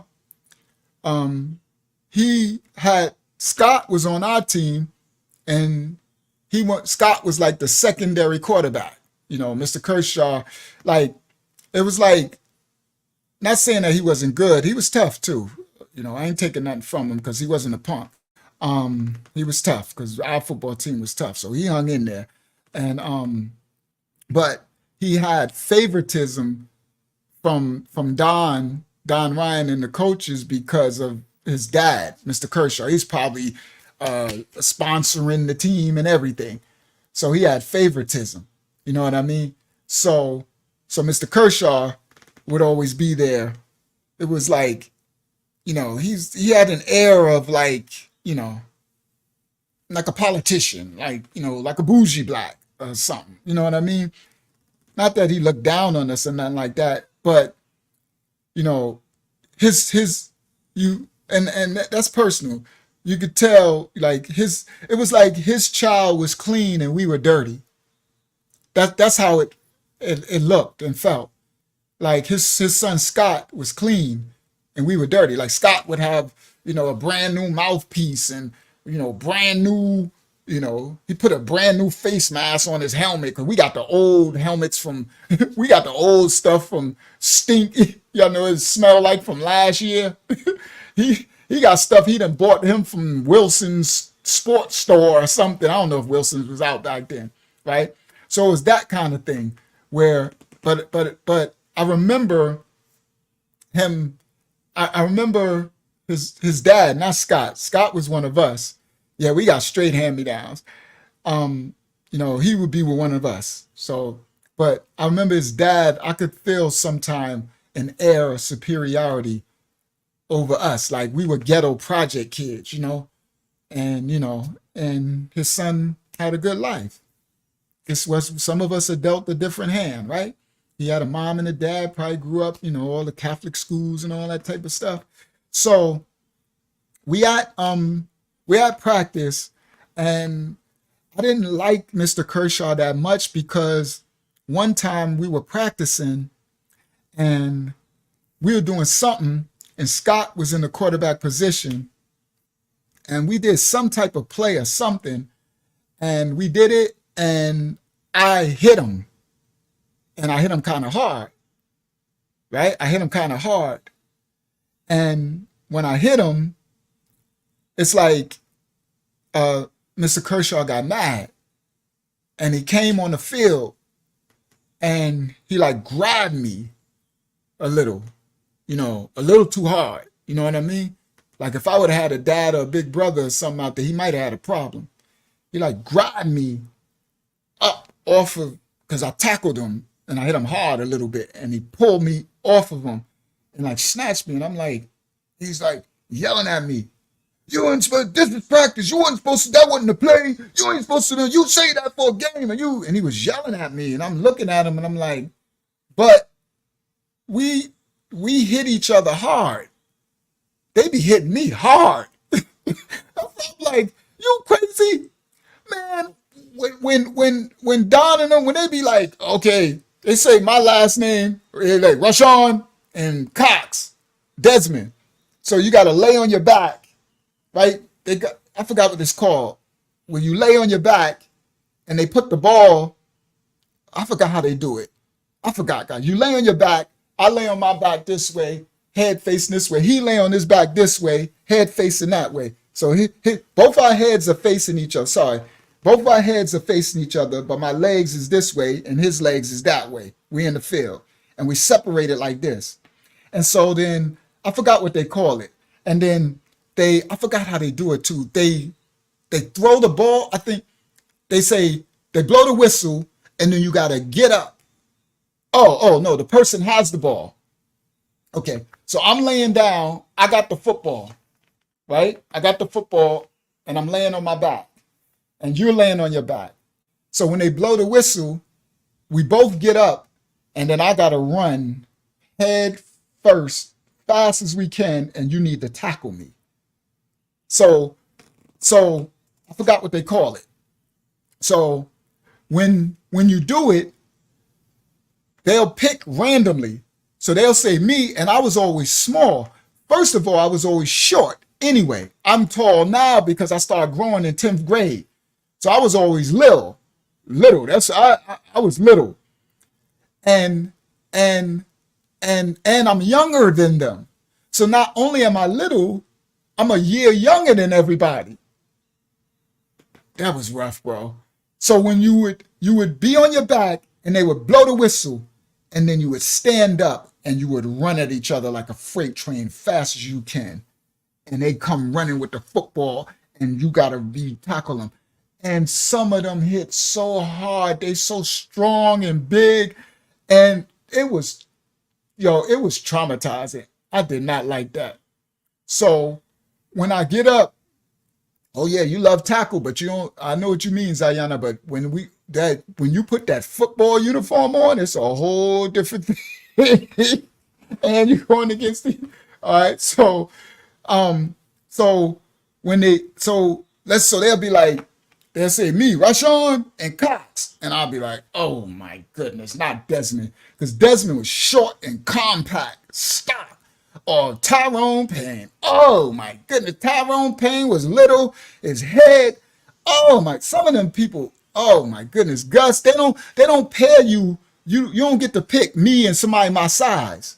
You know what I mean? Where it's even.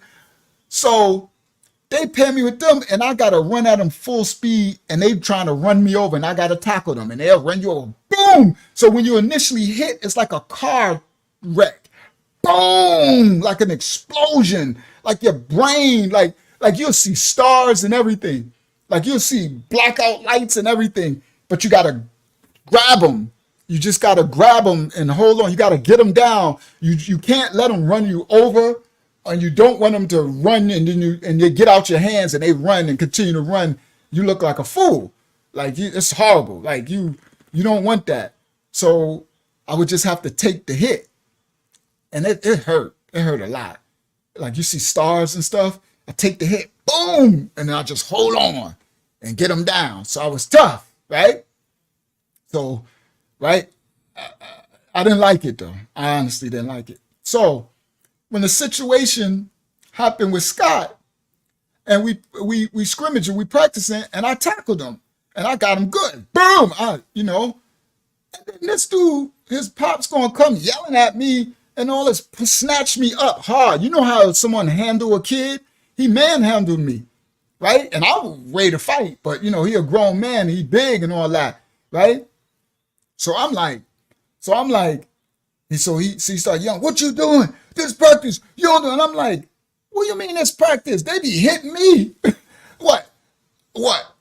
He's special? What? I can't hit him? Nah, I cracked him. Good hit. That's what you should be saying. Good hit.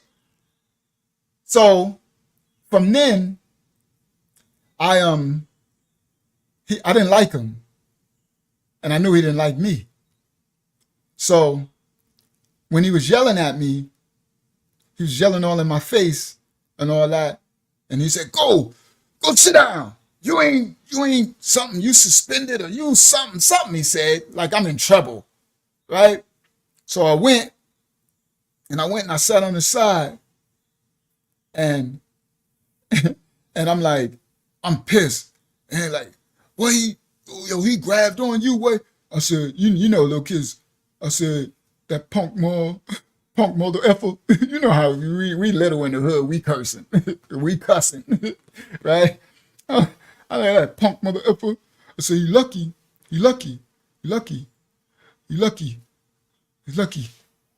because I got my knife.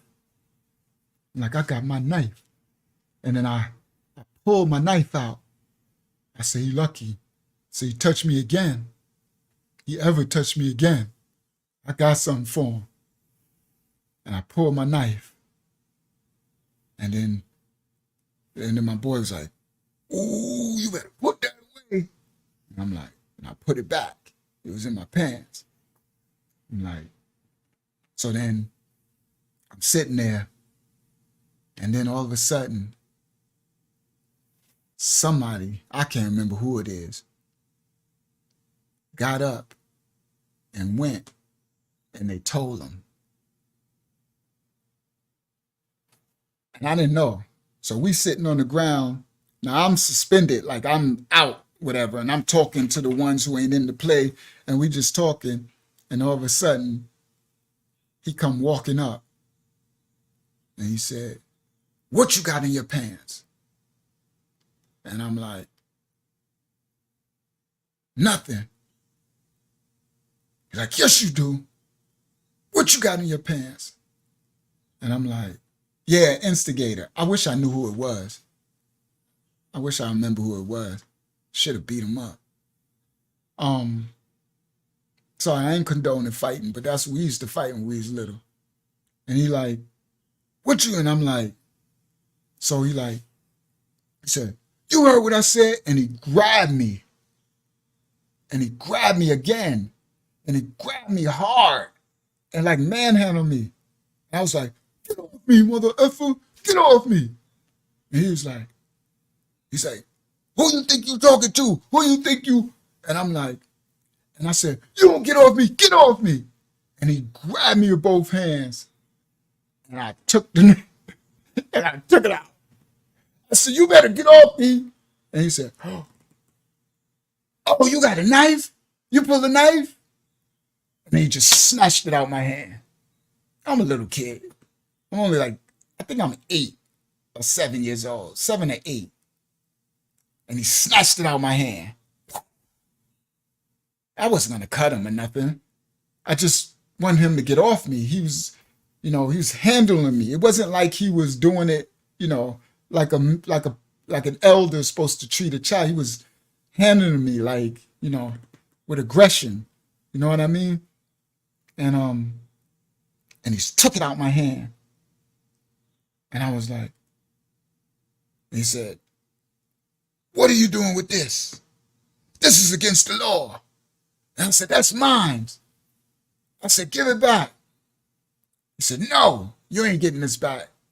It's mine now." I said, "No." And I'm like, "My friend gave it to me. It's mine. I need it." He's like, "You don't need that.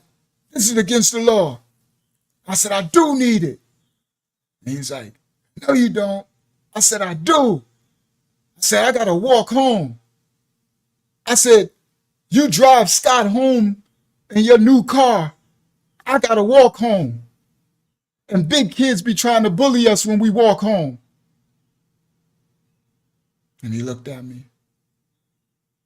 He said, "Well, you'll be walking home without this." And he just turned around and walked off on the field. And I sat there and I was steaming. And I was so mad. And I'm like, I wish I could beat him up. I swear, I wish I could beat him. He's a grown man, and he wasn't a small man either. I'm like, and they're like, I'm like, "He got my knife. He got my knife." And I'm like, and it hurt because Zay had gave me that knife.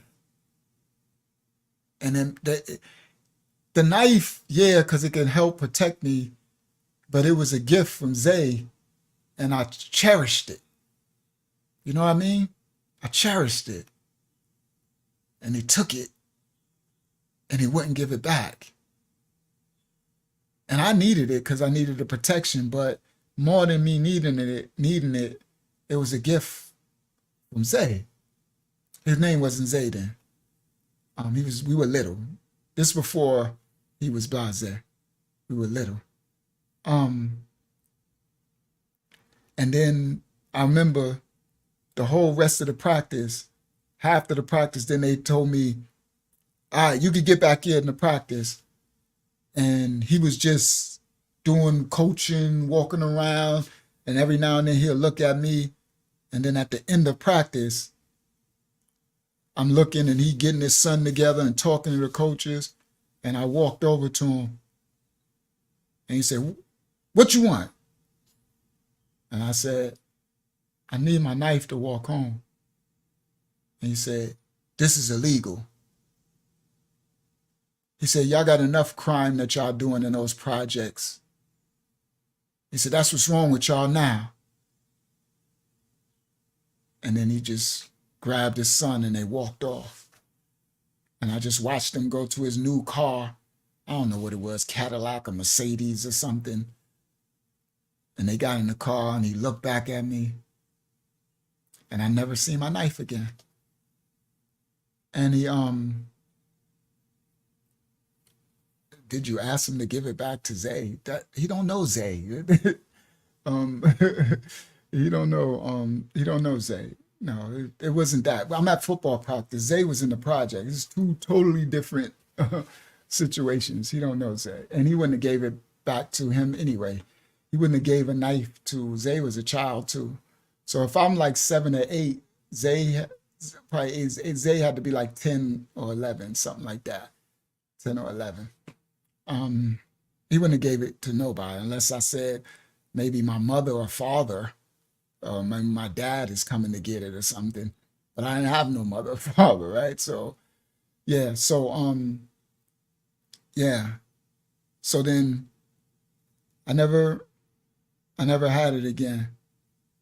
So then I think when I told Zay, I think I told him I got it taken from me at football practice. And I could see he was disappointed. He was disappointed because that knife was expensive. And he said, "Well, I ain't got another one. And I'm like, I wanted them to give me another one. But so that was the story of my knife. I know it wasn't nothing, crazy, but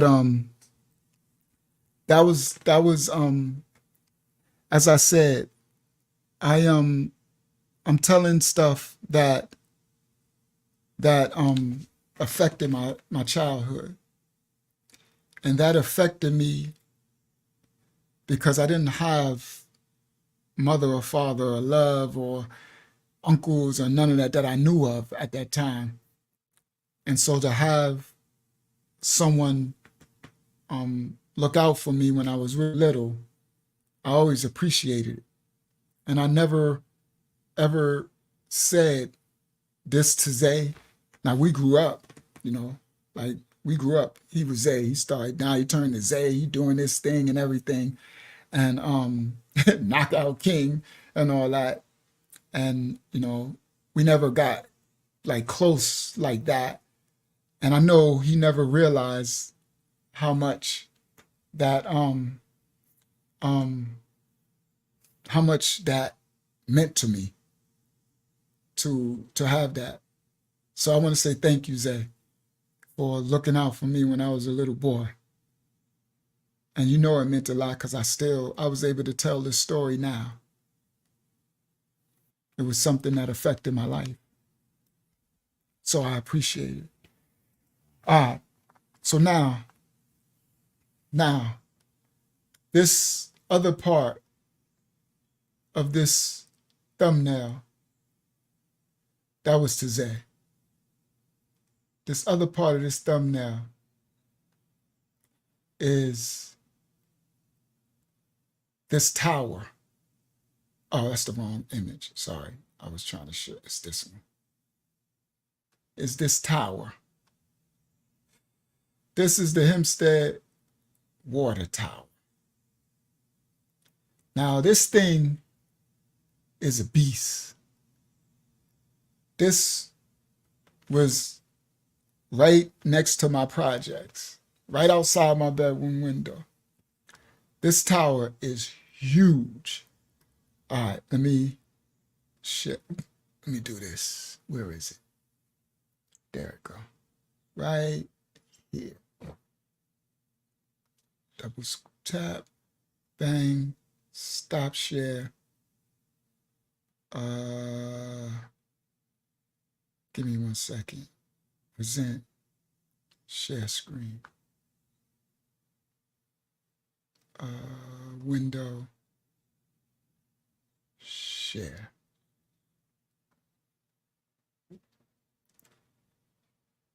Share. So this is the HEMPSTEAD water tower. And I guess that's New York City in the wintertime. Y'all see all that white? That's snow. And I guess this is a later picture because I don't see my projects. They knocked my projects down, right? So this is the size of our water tower.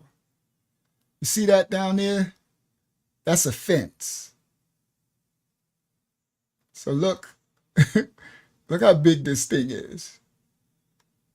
This thing is huge, monstrous. This is another image. See, it says Go Tigers on the side. Right? This is on Parkside. So look at the sides of the buildings. Those are buildings back there. This is a newer picture because my projects is knocked down. Look at the size of the buildings and the houses and the apartments and stuff. So this thing, I just want y'all to see the scale. And right here, right there, that's a walkway around it. That walkway goes all the way around from one side to the other. Okay? And right here somewhere, there's a ladder a ladder, that you walk up a ladder from here all the way down to the ground. A ladder that you can walk all the way up. And this is a walkway. And that's another image. So y'all can see the scale from the ground.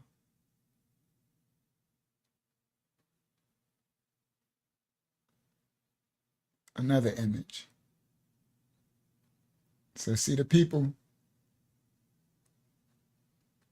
This a modern picture because this the new park they got there. So the ladder is somewhere. I don't know if it's still there on the new one. So I think that's it for the pictures. All right. So let me go to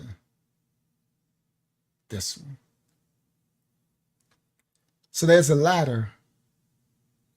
And when we grew up in the projects, the bigger boys, Kev Jeter, Ty Fields and them, all the bigger boys, what they would do is we'd be out at night and they'd be drinking old English 40-ounce beers and stuff, 40s and stuff.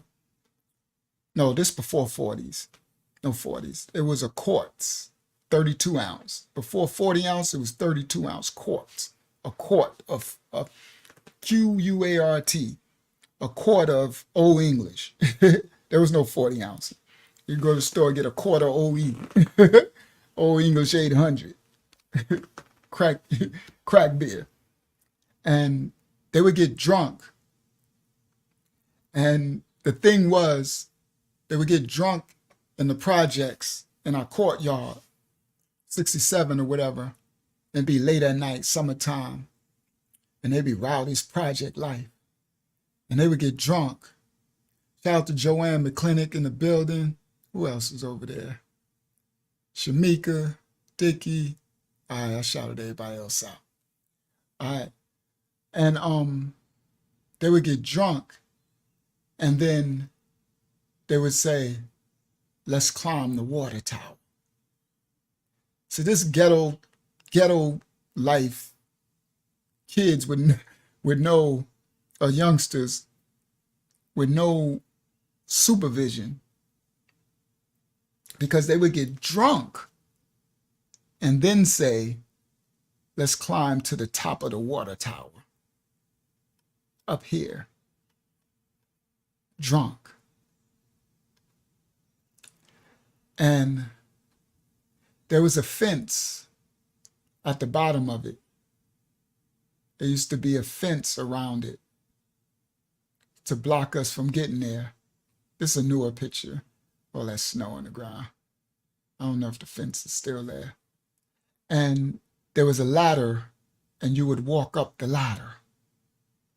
Now, the fact that Unique said, I climbed up to the third ring and saw New York City, and that was it for me.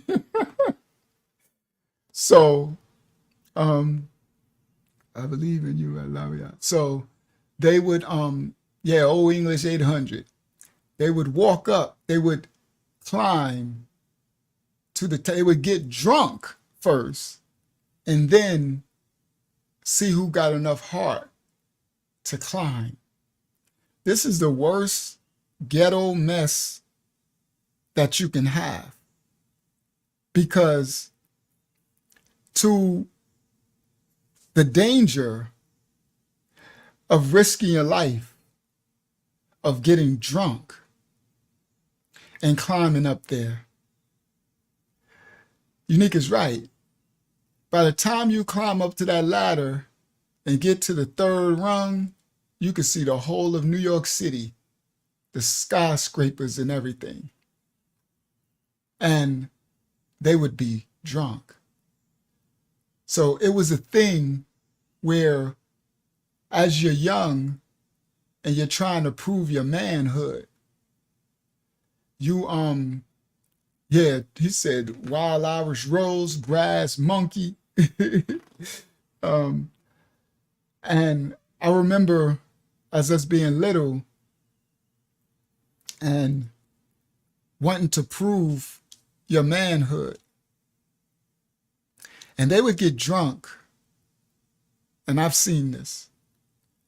And then when we got older, we continued it. But I'm talking the generation before me, Kev Jeter and them. They would get drunk. And then it'd take you about a half an hour to climb up the ladder almost. Like 40 minutes before you climb up the ladder to get on this little walkway. And when you get on this little walkway, when you get up this high, the wind pressure alone, the wind blowing, makes you feel like it's going to blow you off the side of this little railing right here. This little railing. The wind makes you feel like it's going to blow you off the side. And these fools would get up here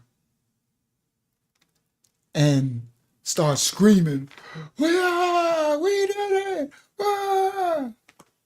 So one time, they climb up. I remember it was Kev Jeter. I just remember because Kev Jeter, my elder, Kev Jeter is no joke, right? Strong black man, very powerful and fearless to be doing all this. So I remember one time they climbed up there, and I know Kev was there, was a bunch of them. And all I remember is we was down on the ground or up on the first rung. See this circle thing right here? That's a ring. That's what Unique said. He got to the third rung and saw New York City, the whole New York City, and like, I'm good. They would climb up. And so I just remember it was one night, they're doing it in the summertime, and we would be all at the bottom and watching. And some of us sit on the benches in the projects and you can watch them. And they got to the top, and whoever had enough heart, because you gotta come from the ladder and get onto this platform to be able to walk around the tower and stand there and be like, oh, and it was like a badge of honor to do it, because it took the heart of a lion. You got to be not scared to die to do it. It's crazy. Yeah, that wind pressure was insane. That wind pressure would blow you off that thing. It's like that wind pressure, boy. So one time they got to the top, and then all of I know, because they'd be up there for a while. And then if you make too much noise and someone call the cops, you would get in trouble, because this is life or death. So they would be like, yo, y'all hurry up and come down before they call the cops, right? Before the cops come and y'all get locked up or something. So one time they was up there, and then all of a sudden, all you hear is mother effer, F you, and F you too, and it's like, who that? And I don't remember to this day who it was. And then they like, you hear cursing, and then you can hear them, because we down, way down the ground. We look like, who that? And you say, F you, mother effer. He's like, F you. And then you hear somebody like, yo, y'all chill out, y'all drunk. It's because, guys, they drunk. You know, when you get drunk, people start fighting. Liquor is spirits, right? Once you get drunk, you're taking on dark spirits, demons. So everybody like, yo, y'all chill out, y'all drunk. And they like, no, F that, right? So they like, yo, will you, so, do. And all of a sudden you just hear, boom. And I'm like, what was that? These fools are fighting on this rail, and the boom was they banged up against the side of the water tower. So you hear, boom, yeah, in the sky. They drunk and they fighting in the sky. You hear boom, and I'm like, what was that? And everybody like, yo, they like, so they yelling like, yo, stop, yo, yo, yo. And all of a sudden you just hear boom, boom, and they fighting, dude. I'm talking about they fighting, they scrapping. You hear somebody fall, you hear boom, you hear somebody slam them on the side of the tower, boom. Then they fighting, and then they come towards the rail, and they fighting, and I'm like, we like, yo, yo. So I remember some of them, the older dudes, they yelling, they like, yo, Kev, and somebody, they like, yo, get him. And then you see them like, I ain't about to, because guys, the walkway thing is skinny. It's skinny. So it's like, and the wind is blowing like, it's literally like you're on Mount Everest. The wind pressure will blow you off the thing, right? So, and a lot of you guys correct, because you got to come back down the ladder. The ladder is frightening, and you get tired, right? So you got to rest because you're so tired, because it's like take you a half an hour. And now once you up to like the second rung is like you in the sky. By the time you get to the third rung, you scared. Like to look down is like, oh my goodness, bro. It's like you're at the top of the world. And it's like the wind is blowing. The wind is blowing so much that it's like gonna blow you off the ladder thing. And they got a little cage. It's like a little thing, but it ain't no cage. You fall, you dead. Do you understand? If you slip off the ladder, you are dead. And anybody who's under you is gonna be dead. Because if you slip off that ladder and fall, you're going to hit the people that's under you, because there'll be a whole line of us in a line. Okay? So it's like he said, Yak said the Tower of Babel, right? And so just the wind alone, that thing is so terrifying. These fools are up on this thing, and they are fighting, and the wind alone will have you holding on to the rail and not even wanting to move. Like, and they are fighting, boom, boom. And I just remember they went to the edge, and one of them back is against the rail, bro. And they fighting, and the other one is fighting, and this dude is hanging over the side. And I'm like, and everybody looking, and I'm like, and they yelling at Kevin, them like, go get him. And they like, I ain't going near them, because if you slip, it's like you literally playing Russian roulette with your life. You're literally in the sky. Like, you can't get more in the sky than this. You see how high in the sky you are? Like, you are in the sky. Like, we black. We don't climb Mount Everest and stuff like that. You are literally Mount Everest. And it's nothing but cement and stuff and all that at the bottom. They are literally up there.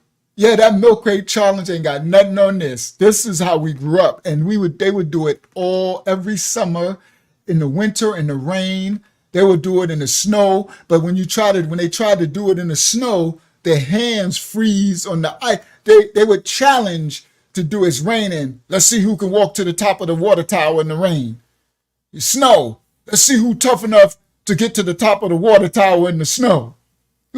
Like, your hands freeze. You can't. Nobody can get there with the snow, because everything is metal. It's all metal. It's like, so everything. Zayana said, and white people be doing all this crazy stuff, but yeah, they jump off the side of it with a parachute. But we black, and we in the hood in the projects. So this is some crazy, insane, unheard of. White people do it and walk on the side of the rail. That's because they are different. They crazy. That's why the Most High sent them after us in slavery. He sent the serpent seed too, but the regular white people too. That's why we got so much trauma against the white people. He used them. He literally used them to come get the children to fulfill out the purpose, because he know they ain't scared of nothing. They ain't scared of nothing. They crazy as all outdoors. But yeah, Parkside. We was definitely thoroughbreds, definitely crazy. We would walk on a roof, our project roof, and it had a sloping roof. So the project roof, the edge of the roof had a slope that you could slide off, and we would have a challenge where we would walk on the edge of the project roof. And if your foot steps on the side of the slope, you could slide off of the project roof. That was dangerous too. And also standing on top of the thing, on top of the project roof, to stand on the roof. But that was crazy. You see who could walk on the edge of the project roof along the side. Crazy kids playing with their life. But these fools are up there fighting for their life on the edge of the water tower, and they just fighting and cursing and screaming, and the other dude is hanging the other dude off the side. I don't remember who two it was, and everybody's telling them to stop. And then finally, one of the older dudes, I don't know if it was Goo, because I think Goo went up there one time too. Magoo, I know Kev Jeter went up there. I know a bunch of them went up there. This is when I was younger, and they finally a couple of them went, and they finally got them to like stop. And then, like you said, then you have to come back down. You have to come back down the doggone the ladder. So you have to come back down, and that's a whole nother that's a whole nother adventure, because it's a half an hour down and the wind is blowing, and everybody want to be kind of first to come back down. But this is the life that we had growing up in the projects. This was now that part, walking up there, is during the crack era.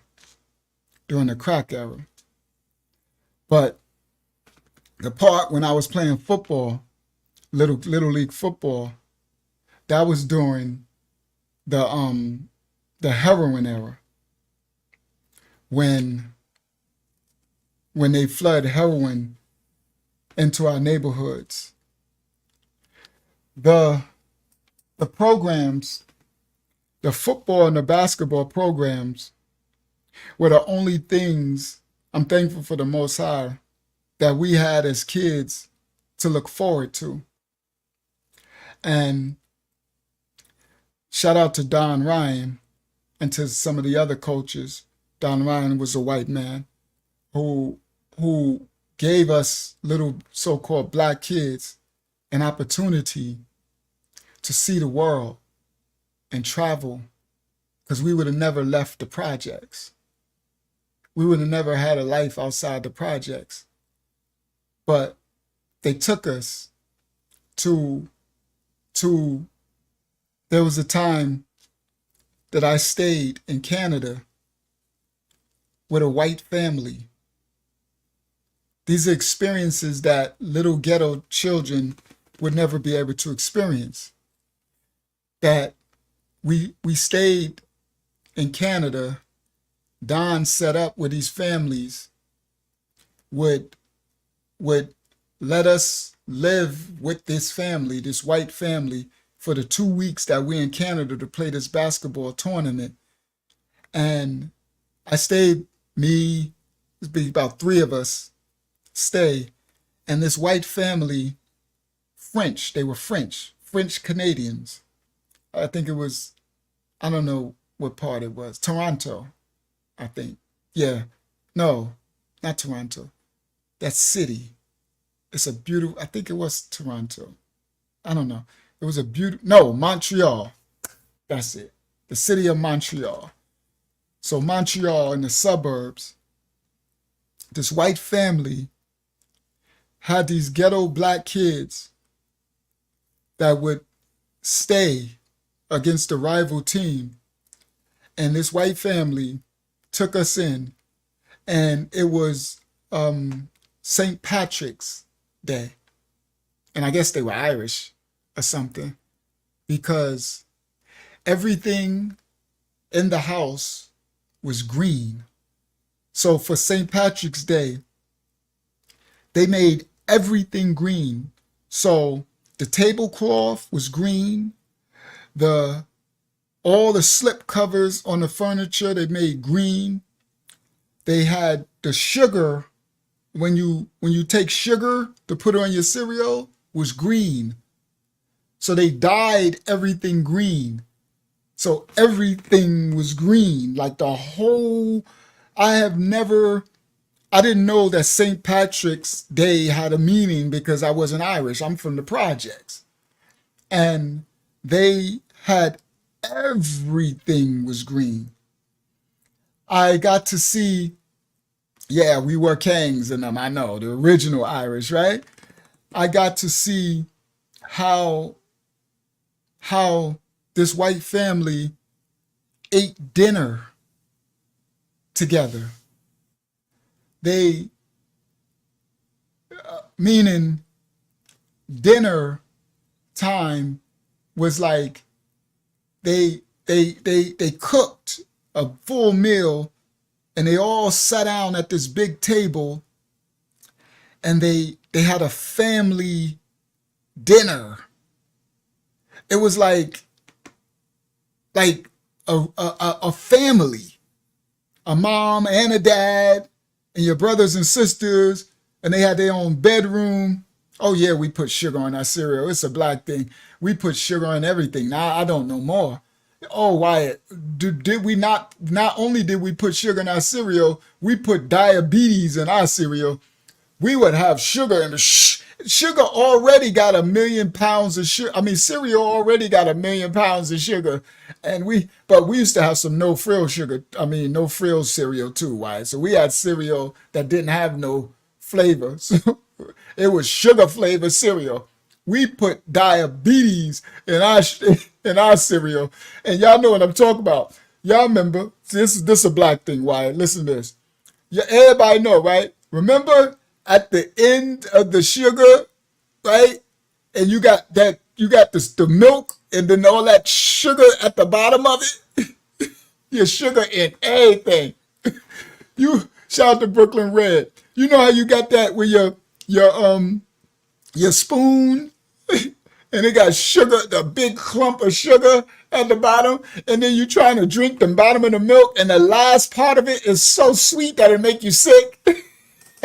And you keep drinking the milk from the bowl, right? And then you get to the bottom, the last couple of sips of it be way so sweet that you be like this, like it make you sick. Oh my goodness. Oh, we had sugar on everything. Y'all ain't heard nothing till y'all know about Kool-Aid, the red Kool-Aid. Boy, Kool-Aid, we used to, remember, that's why they pumped that crap into the hood to poison us, to give us diabetes and stuff. Y'all know that, right? They did that on purpose to poison us. We would have the bag of sugar to make Kool-Aid like this. You just turn the whole bag over of sugar, and then you stirring, and then you take the spoon, you be like, need more sugar. We was killing. No wonder we some psychotic. No wonder we got all type of diseases, and they knew what they was doing. They did all that stuff purposely to poison the children, the people of the book. Poison the children of Israel. They're the children of Yasharal. That's who they are. They're in the scriptures. The Bible talks about who we are. That's who we are. We can't get away from who we are. I don't care that these dumb Israelites out there and all that stuff that they're doing, all that hate root stuff. We still the people of the book. We can't not be the people of the book. It's actually a history book. It's just what happened to us, our people. And that's part of the curses. They will be giving them stuff to poison us with. So we put sugar in everything. Can you imagine that? Sugar in your Kool-Aid, sugar in your cereal, sugar in whatever it is you're eating. And then we eating candy all day, right? Like I said, a Kool-Aid. I saw Kool-Aid on House Party. That did look crazy. Oh, so they did that on House Party. That's where it comes from. That's what we used to do. That's literally everyone did it. Everyone did it. That if your Kool-Aid, if it didn't taste like straight sugar, it wasn't Kool-Aid. No, you lose your ghetto pass. Your Kool-Aid had to be popping. It had to be so sweet that it make you sick. And then so imagine all of the disease and stuff. Yeah, so these are still things that they did to the people of the book to curse them, to give us all of these ailments and diseases. Because right now, they telling you how much this amount of sugar and what it does to you. That's why people have so much different diseases in their bodies, different things they're battling with, because this is part of the curses that would come amongst our people. It was something that we couldn't get away from. It was sent after us. So wow, we're talking ghetto life stories. So another thing, guys, is roaches. Roaches cause asthma, respiratory diseases. So they would flood our hood, our ghettos, and make sure that most of us, the houses would be roach infested, so that the children would have respiratory diseases, bronchial problems, asthma. These things come from roaches, from the byproducts of the roaches. So that's why, and the elite and the rich will never have roaches. They don't have that. All of these things were part of the curses. To take the dads out the home, the poverty, the roaches, the sugar, the food, the candy stores. The candy stores. When we grew up, they had candy stores everywhere. And the candies were a penny. And we would get a whole bag of candy. All day, all we wanted was bags and bags of candy. We had all type of Mike and Ike's and Chico sticks and red dots and red hots, and we had all type of candy. You would just have a whole bag of candy and be all day long, right? All type of bubble gum, Bazooka Joes, and bubble Hubba Bubba, and bubble yum, and just all type of candies all day. So all this sugar, now laters, Jolly Ranchers, and just all type. I mean, the candy stores, literally, we had these candy stores where you would go in and everything was like a penny and 2 cents, and it'd be like thousands of candies. And you'd be like, give me 5 of these, give me 4 of these, give me 3 of these, give me 7 of these, give me 6 of these, and you would have a brown paper bag, and they would fill it up, and you would come out with all this candy and all your boys, and you're just eating all this junk candy. Poison, sugar in your Kool-Aid.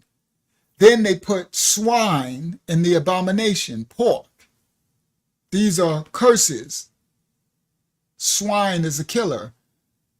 So they have swine, the abomination, just all of these toxic, because it was to stifle the children from being what they call messiahs, what J. Edgar Hoover said.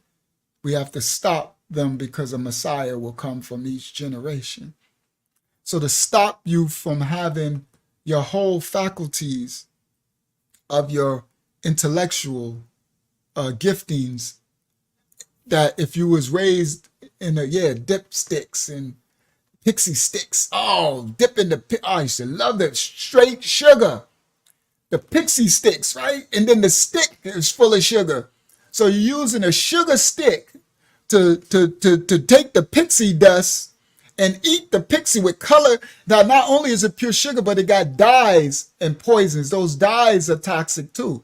All those dyes and poison. And then the stick that you're doing eating it with, and then afterwards you eat the stick. Remember another one. Remember the one with the lollipop with the gum in the middle of it. Right? You eating a hard lollipop. Remember, break your teeth. Remember, you could get your teeth breaking. You sucking the lollipop and eating it, and then inside is gum inside the lollipop.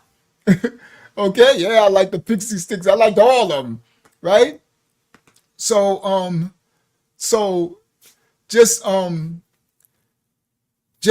the amount of poison is to keep the children toxic so that they couldn't function and they don't have all of their faculties. And then they would grow up with diseases and to shorten their life. And then they also had lead paint in the walls, and they also had lead in the waters, in the pipes. So all of these different things were designed to keep us, the children of the book, in death. That's why I put death. When I put in the thumbnail, and I put the water tower, and then I put death. That's why I put death.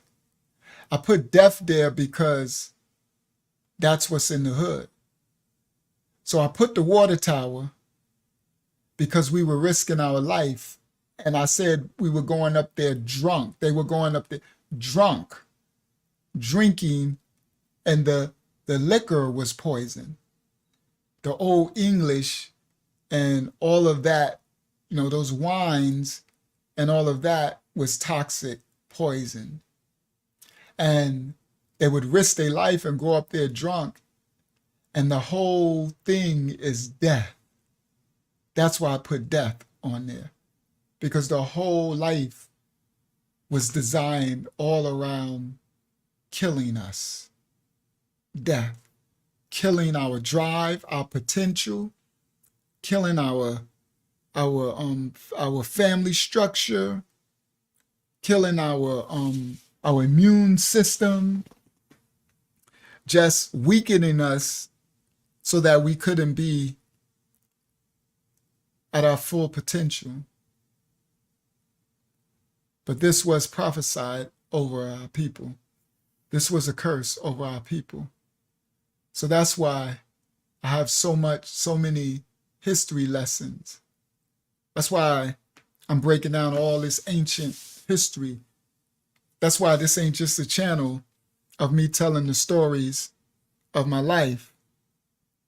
It's also a channel of understanding why our lives were this way.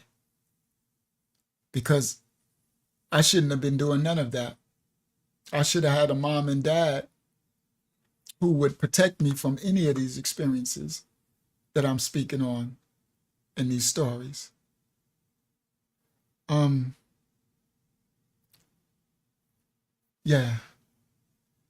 These things were pronounced. Flavored straws. These things were pronounced. And then swine and the abomination.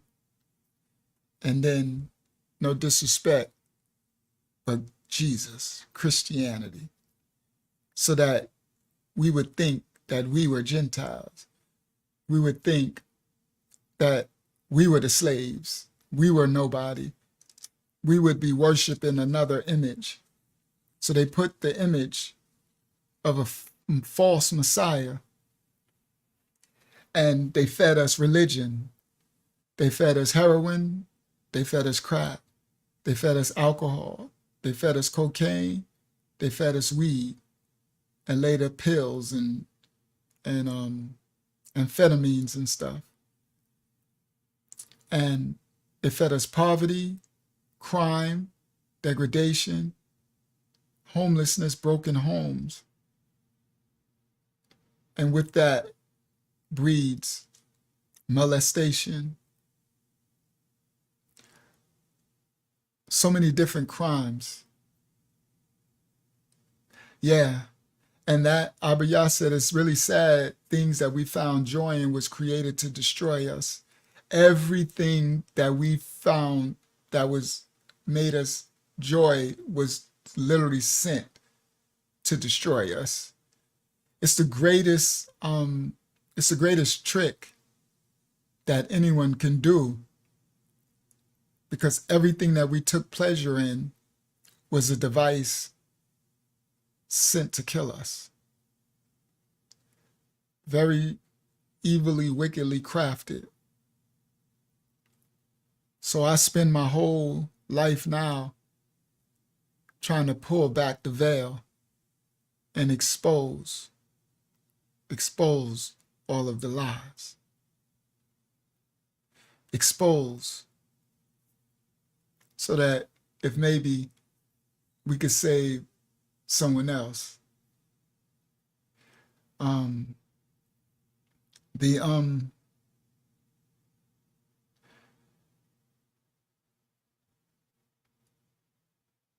Yeah. All right, sorry. Took kind of a dark turn a little bit. Guess it was a kind of teaching lesson tonight. I just wanted to touch a little bit on some of the traumas that happen to all of us, and everyone don't have the gift to express it. So I know by me sharing these stories and the things that I'm expressing is having others be able to reveal things that they went through that they can identify with from this era.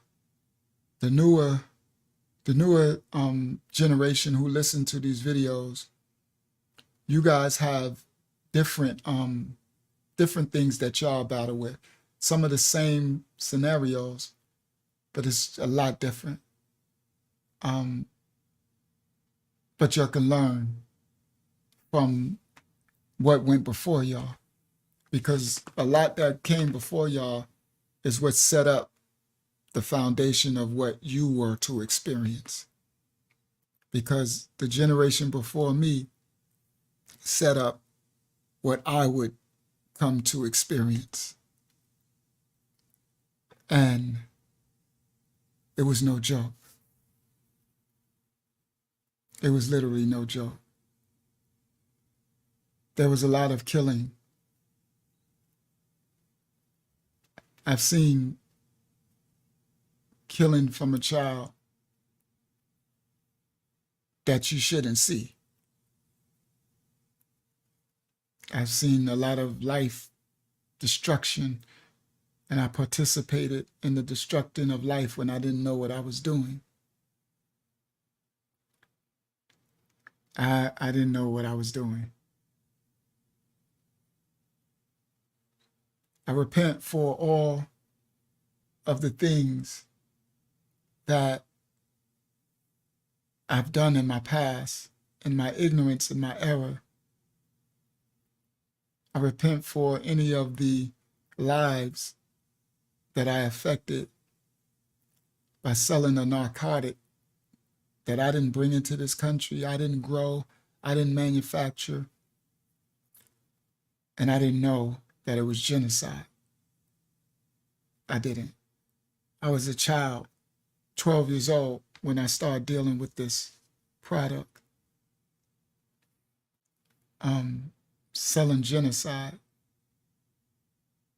And then I watched crack destroy the people of my neighborhood, the men, the women who had families and jobs and careers get reduced down to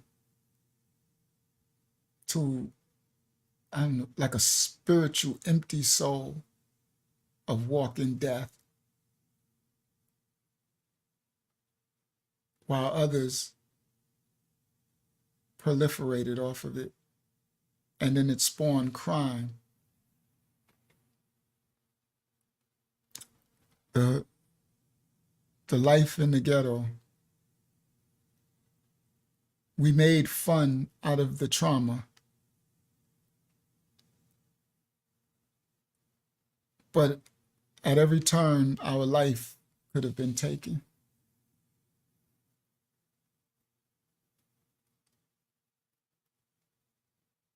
At every turn, our life could have been taken. It's different when you don't realize that's your reality.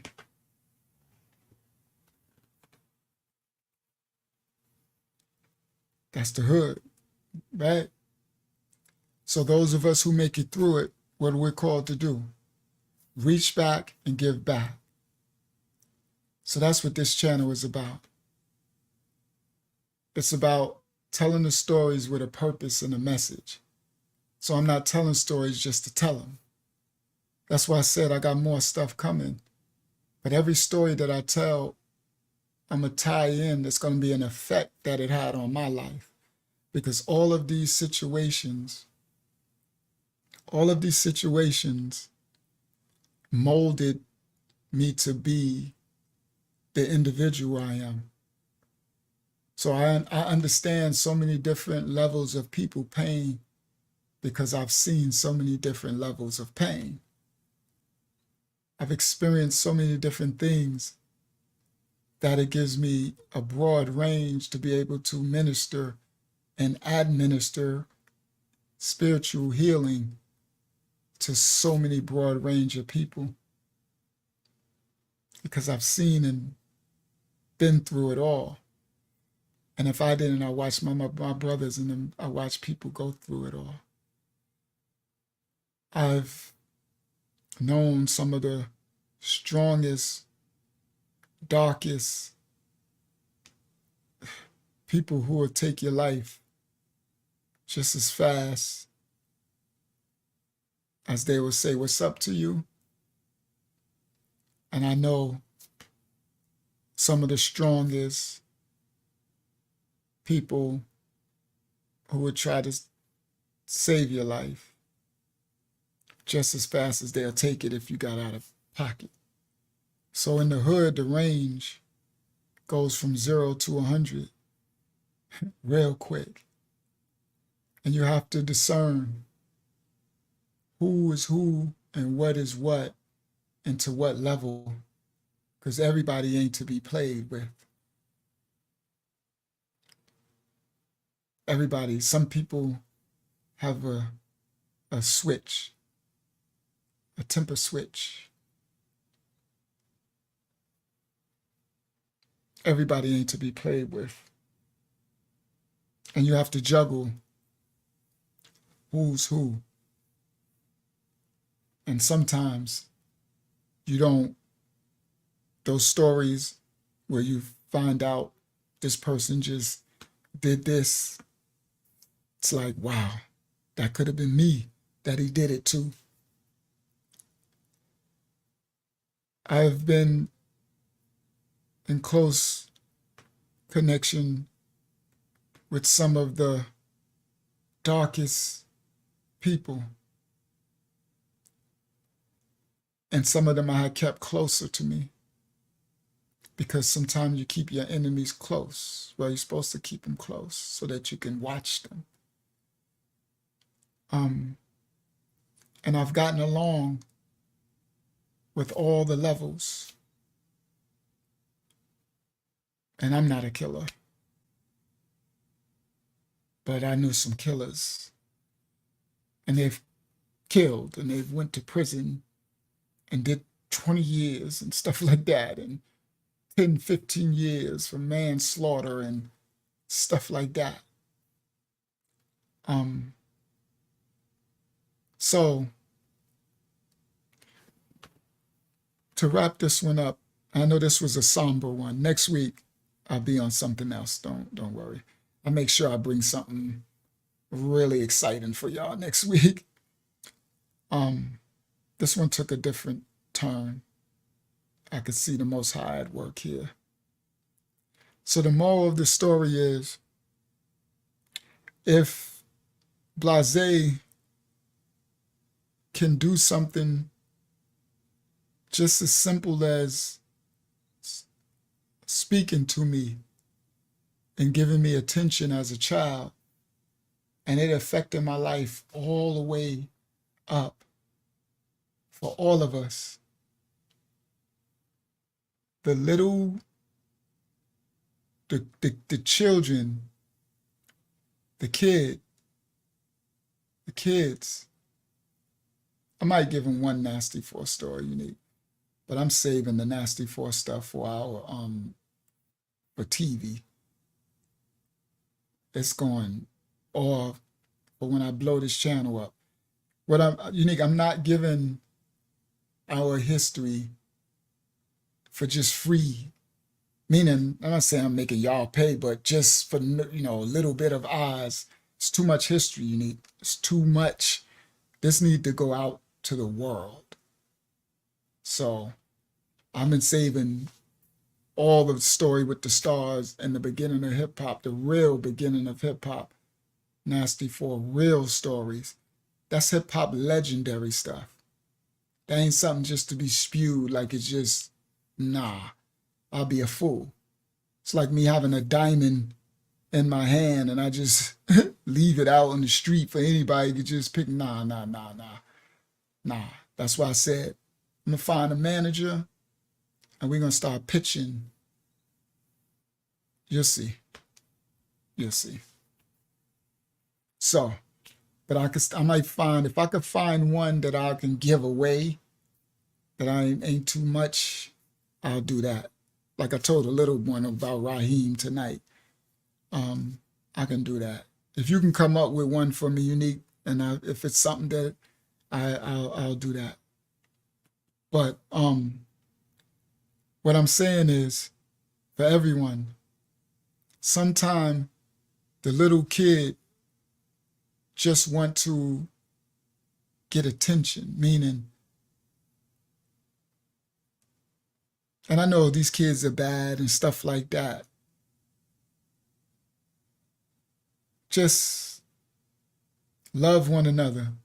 Love your neighbor as you love yourself. Sometimes it's just your attention. Sometimes just acknowledgement. I know this is a different generation. I know, yeah, sometimes it's just a different generation. But we still got to reach. Each one teach one, each one reach one. That's why those who have programs for the kids and the youth, playing sports and basketball, mentorship, that stuff goes a long way. Because you can affect someone's life for the rest of their life. I know I've done things that affect people for their life. Because I know how important it is to sometimes just acknowledge somebody. Just give them attention. You never know how simple you doing something for somebody can go in their life. You can literally change their life, and then they can go forth and change and help someone else. And that trickle down came from what you did. I know this that corny stuff, but it's that real stuff. You heard? It's that real stuff.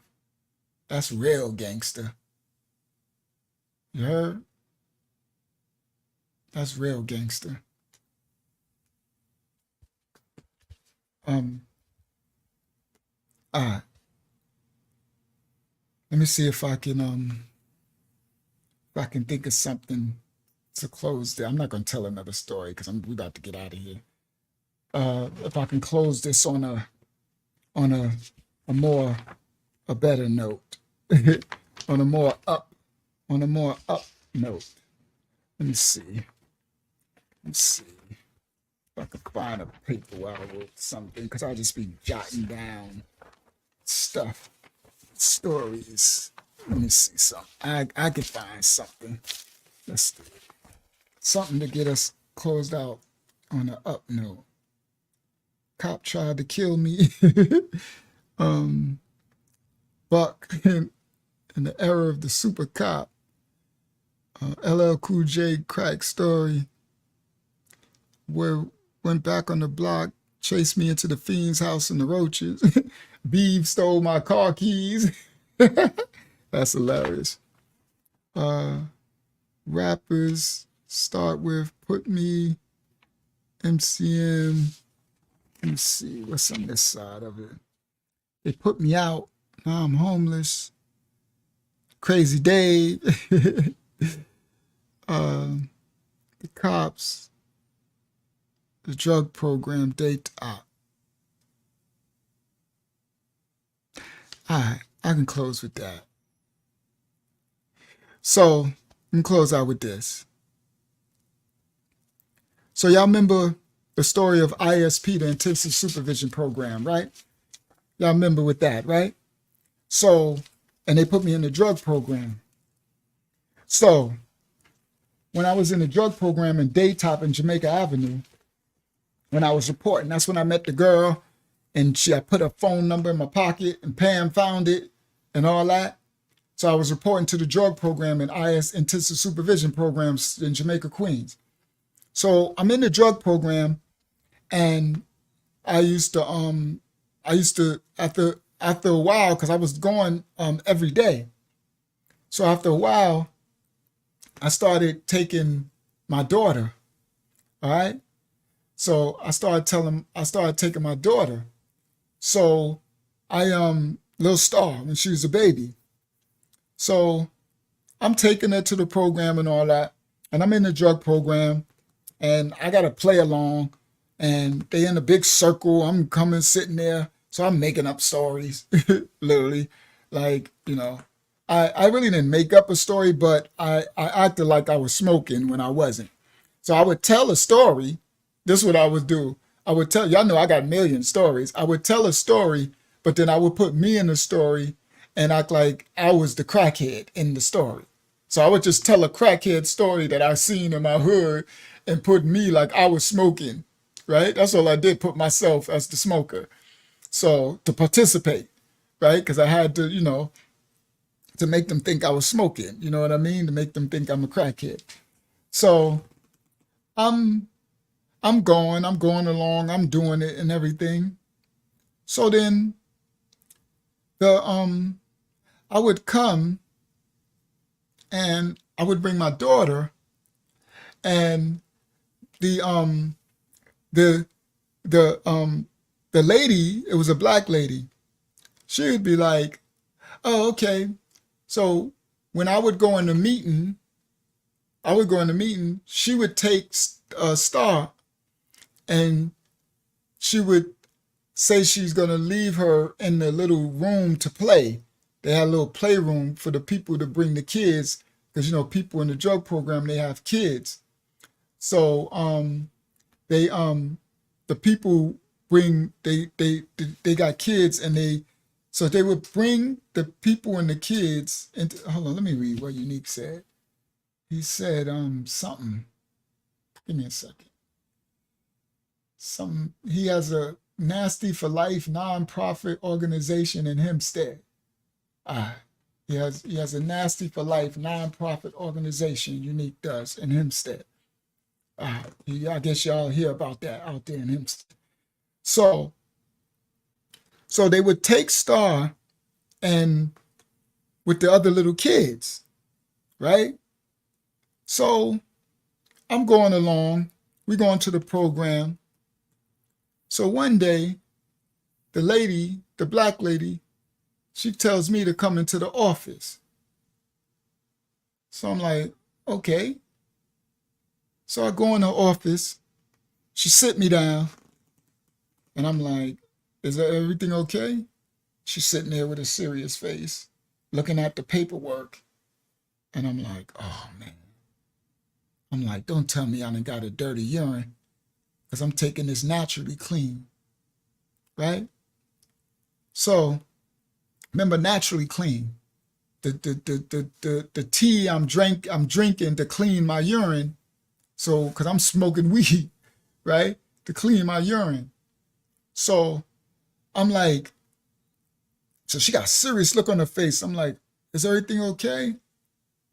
And she says, I thought you said your drug of choice was crack.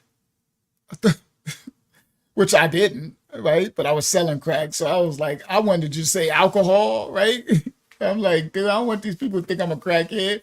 But when the judge put the stuff on my record, I was like, I'm like, okay, well, I gotta act like a crackhead, right? It's the most embarrassing thing in the world, Yak Dylan. I'm like, bro, I ain't not, no disrespect to my brothers and sisters who smoke crack before, but I ain't never smoked no crack before, right? And I didn't want to have to act like a crackhead. I'm like, give me at least a cokehead or something like that, crack. But I'm on ISP, so I gotta play along, right? So she like, I thought you said your drug of choice was crack. So I'm like, yes. Now I'm thinking I'm caught.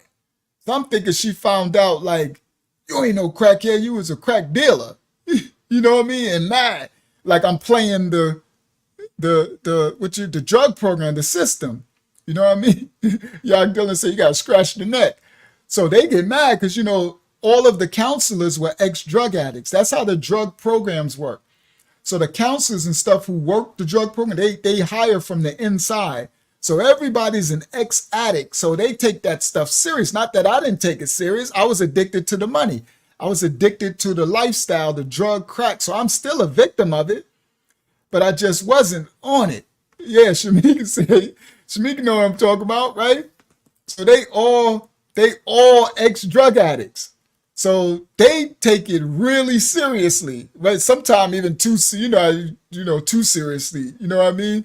I'm like, we grew up in the hood, so some of y'all, you know what I mean? It's all around us. Like it got it forced on us. Some of y'all chose to go get, So anyway, so I'm thinking I'm caught, right? Because the way she's so mad, she pissed off, right? And she looking all mean, and I'm like, she never been, she was always polite to me.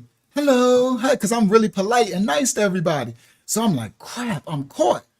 So she like, so, I thought you said your drug of choice was crack. I said it is. And I'm like, oh, crap. So she's looking at the paper. She said, so the only thing you do is crack? I said, well, I don't do crack anymore, right? I feel horrible just saying all this, right? I'm like, bro, I got to literally act like I'm a crack. I smoked crack. No disrespect to anybody who smoked crack before, right? I understand the problem. I understand drugs, right? So I'm like, oh man. So she's like, okay, so explain to me this dirty urine. And I'm like, I got a dirty urine. And guys, this can be really bad. Like the judge told me if I fail this ISP and drug program, he gonna load me up in state prison time, right? So this was me getting out of a 2 to 6, right? Doing 4 years before, I could see, 2 years see the board, they're gonna hit me, do 4 years to 6. Like, so I'm like, Joe, so I said, I'm so sorry. I said, I was around others and they were smoking. I was not smoking weed. I'm sorry. I said, it's just, sometimes the people be around and I got to walk and they might have smoke and it's like secondhand smoke. And she said, you think you playing? Who you think you playing with? You think you playing with me? I'm like, no, I'm sorry. Like she used to be so nice to me. Now she mean. I'm like, no, I'm sorry. Like, I'm sorry, it's secondhand smoke. I promise I don't smoke. I promise I don't. And she said, this ain't no damn weed. This ain't no damn weed. And I said, it's not weed. She said, you're going back to prison. And I'm like, ma'am, what do you mean it's not weed? What is it? And she put the paper up and she said, you taking heroin? Opioids. And I said, heroin? I thought your drug of choice is crack. You on heroin? I said, ma'am, I'm not on heroin. I haven't taken heroin. She said, look, opioids. You're going to jail. You have a dirty urine for heroin. I said, that's not mine. Maybe you got the wrong urine. I'm like, ma'am, I don't even smoke crack. Yo, I said, like you going to jail for heroin. I said, I ain't smoke no heroin. I don't shoot heroin. I've never taken heroin. She said, the urine don't lie. And I looked, she said, it's 99 for whatever they do the thing. And I said, please, please, please, listen to me. I said, okay, I'm going to tell you the truth. She's a black lady, dark skin, pretty, beautiful black lady, dark skin, beautiful, dark skin black woman. I'm just describing her saying dark skin. I'm just giving a description of how she looked, right? Beautiful lady. And we've been respectful to one another because I'm a very respectful guy. Like, hello, ma'am, no, ma'am, yes, ma'am. I'm always, cheery. I don't bring my problems onto others.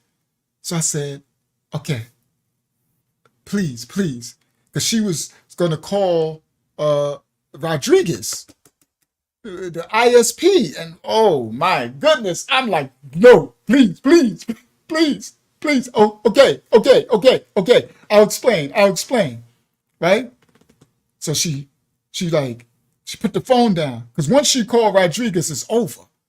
I'm going to prison. I was about to run out. They're about to catch me now. Now you gotta catch me. I told y'all I'm a runner. I was a runner. I'm still a runner. If something happened to me, I'm gonna run. I'm a runner. They ain't never gonna stop. Let somebody come for me. You're gonna have to catch me if you can. I am a runner. You hear me? So I was already looking. Soon as she's talking about calling Rodriguez, picking up the thing, I'm already like, I'm looking at the thing. I'm already out of the office. That's how I'm so quick. I'll be going for you to know. You go to reach for the phone and shoom. I'm like, you like, he gone. Right? So I'm like, please, put the phone down. I'm gonna tell you the truth. I'm gonna tell the truth. So she like, okay. She put the phone down. So I said, this is the truth. I said, I don't smoke crack. I've never smoked crack. And she said, well, it looks to here like you did heroin. So what you lied about? I said, I have never done heroin in my life. I said, I sold crack. I said, now I am a victim of the crack era because when I came up, I started selling crack at 12 years old in my projects in my hood. I said, I didn't have a mother and father and I didn't have, I just started to explain a little, right? And she's sitting there. And I said, so yes, I got into some serious trouble selling crack. I said, but I'm not a bad person. You see my character. You see my heart. You've been around me because I've been there for months now. I'm like, she said, yeah, I see you, you take care of your daughter. I see you. And I said, so when I talked to the judge, I said, I got interviewed when I was in jail from a counselor, and the lady told me, because they was giving me a unfair sentence. The case that I was facing, the cops had did some shady stuff, and the lady said, well, the only chance you got out of this is if you go through the drug program, but they have to think you had it. I said, well, I did. I like to sell the drugs. They said, well, that ain't good. You're going to have to act like you were using it. So I took the advice. So I act like I was using the crack. So I said, I don't do drugs. I said I was addicted to marijuana. And one time I was putting coke in my marijuana when we was young, but that's when I was like 16 years old and stuff. And I stopped myself from doing that. I don't smoke cigarettes. Like, I don't drink. Like, I'm clean. I don't do drugs. I said, but I do smoke weed. And she said, you smoke weed? I said, yes, I smoke weed. She said, you smoke weed now? I said, yes. I'm sorry.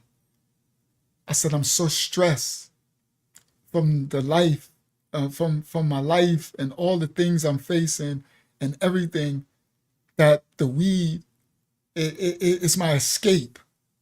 Like it helps me to leave all the trauma of the things, thank you, in my life. I said, but I know I'm not supposed to. And I know I'm addicted because I feel like I need it. And she said, so you smoke weed now. How long? I said, about a month when I first got here. She said, so tell me this. Weed stays in your system for 30 days. You smoke regularly? I said, yes, ma'am. And she said, so how did you pass the drug test? And I said, oh, crap. So now I'm burying myself in a hole, right? I'm like, but I'm screwed, guys, because she was about to tell P.O. Rodriguez that I got a dirty urine for heroin, bro. So I'm like, no matter what I say, ain't gonna be worse than that, right? I might as well come clean and just whatever. I ain't got no other shot. Because if she tell them, she showed me the paper, bro. The paper said it's an opiate. It was a dirty urine. And I was like, somebody tried to set me up. I'm like, that's not my paper. Y'all trying to send me to jail. I tried everything, right? So I'm like, yeah, it's checkmate, y'all Dylan. I'm done for. I'm literally in my mind, like, I'm ready to run, right? That's my only option. And then I'm like, they know I'm going to be running from ISP, and then I got to move and Pam, and I'm going to be a fugitive. And I'm like, no, all this is playing. Like, my life is over again. That's why I say crime does not pay, guys. It is not worth it. It is the stress that comes from it. It's like my life is over again. It's like it's over. And I just came home and I'm like, Pam, I'm gonna have to move. I'm gonna have to run. Now we gotta move. And then if we even move to HEMPSTEAD, now I gotta hide from police. Now I'm a fugitive. Now I'm wanted. Now I'm like, and they're gonna catch me sooner. I'm gonna run for the rest of my life. I'm like, oh my goodness. And they're gonna give me a lot of time. The judge said he gonna load me up. I'm back at square one. So the only thing I could do is come clean. That's my best shot. So she said, so how was you passing the piss test? And I said, shoot. Now I don't want to tell her. I'm like, oh, this is so bad. I said, well, I take this stuff called Naturally Clean. And she said, ah. She said, the tea. I said, yeah. She said, so you've been tricking us this whole time. I said, I'm sorry. But yeah, I take Naturally Clean. And then she said, So you never did crack. You were a hustler. She said, I know about those. We have some of those that come through here. She said, I understand that it's another byproduct of the drug epidemic is some people in the ghettos sold it. So I do understand that part too. So some of those come through here. She said, so you never did crack and you never did heroin. I said, no, I don't even smoke cigarettes. I don't even drink. Like, I drink whenever I want to go out. Like, only thing I was ever really addicted to was weed. And for a short time, cocaine sprinkled in my weed before I stopped that. I said, that's it. Weed. I'm addicted to weed right now. But I will stop if you give me another chance. And she said, so when you take the naturally clean, she said, that makes your urine clear. She said, what did you do? How was your urine yellow in the cup? I said, well, they tell us to take Golden Seal. So Golden Seal is this yellow pill, right? Like was it in a pill? I can't remember. I think it was in a powder. No, it was in a powder. So they tell us to sprinkle the Golden Seal in the tea, and the Golden Seal makes the urine yellow. And then it said, bingo, a light bulb went off. I said, oh. I said, hold up. I said, I think I know. She said, what? I said, last week, when I took the urine, because at that time I'm taking the urine once a week because I've been coming there for months and months. So I'm coming there once a week now. That's what it is. Because I'm going to see my PO once a week. Because now I've been doing it for a while. So I said, yeah, it's a powder. Yes, Golden Seal is good for you. Clean it. Yes, One True Sky. So now listen. No, just listen, guys. So shalom, One True Sky. So I said, what happened was last week when I took the naturally clean, I said I was rushing because I had to get to y'all in time, and you got to take it in enough time to piss to be able to piss, right? For it to come out I got to piss 4 times to flush it. You got to piss 4 times. So then by the time you go to take the urine piss, that urine will be clean because it flushed out all the toxins the four urinations ago. So I was rushing. And so by me rushing so much to make it here, I forgot to put the Golden Seal in the tea. I had forgot to mix the Golden Seal when I boiled the tea, guys. This is what I told her. And I forgot to put it in there. So what I did when I got to the drug program and I remembered, oh crap. I'm like, oh crap. I didn't mix my I didn't put the Golden Seal, so my piss is going to be clear. And that's how they know that someone's taking something to clean their urine. Because the piss is like water, it's crystal clear, like there's nothing in it. It's like clear. And so what I did, this is what I told her. I said, so what I did when I went into the bathroom when the dude followed me in the bathroom to take my piss, I said, when I went into the stall, because now at this point, he's staying outside the stall. Before, at the beginning, he's staying there and watch you and look at my wee-wee and all that, right? So by this point, they stand outside the stall and give me the cup.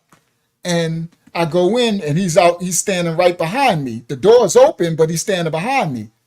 So what I did was, this what I did, guys. What I did was, before I went in the bathroom, I took the little pack of Golden Seal and I ripped it open.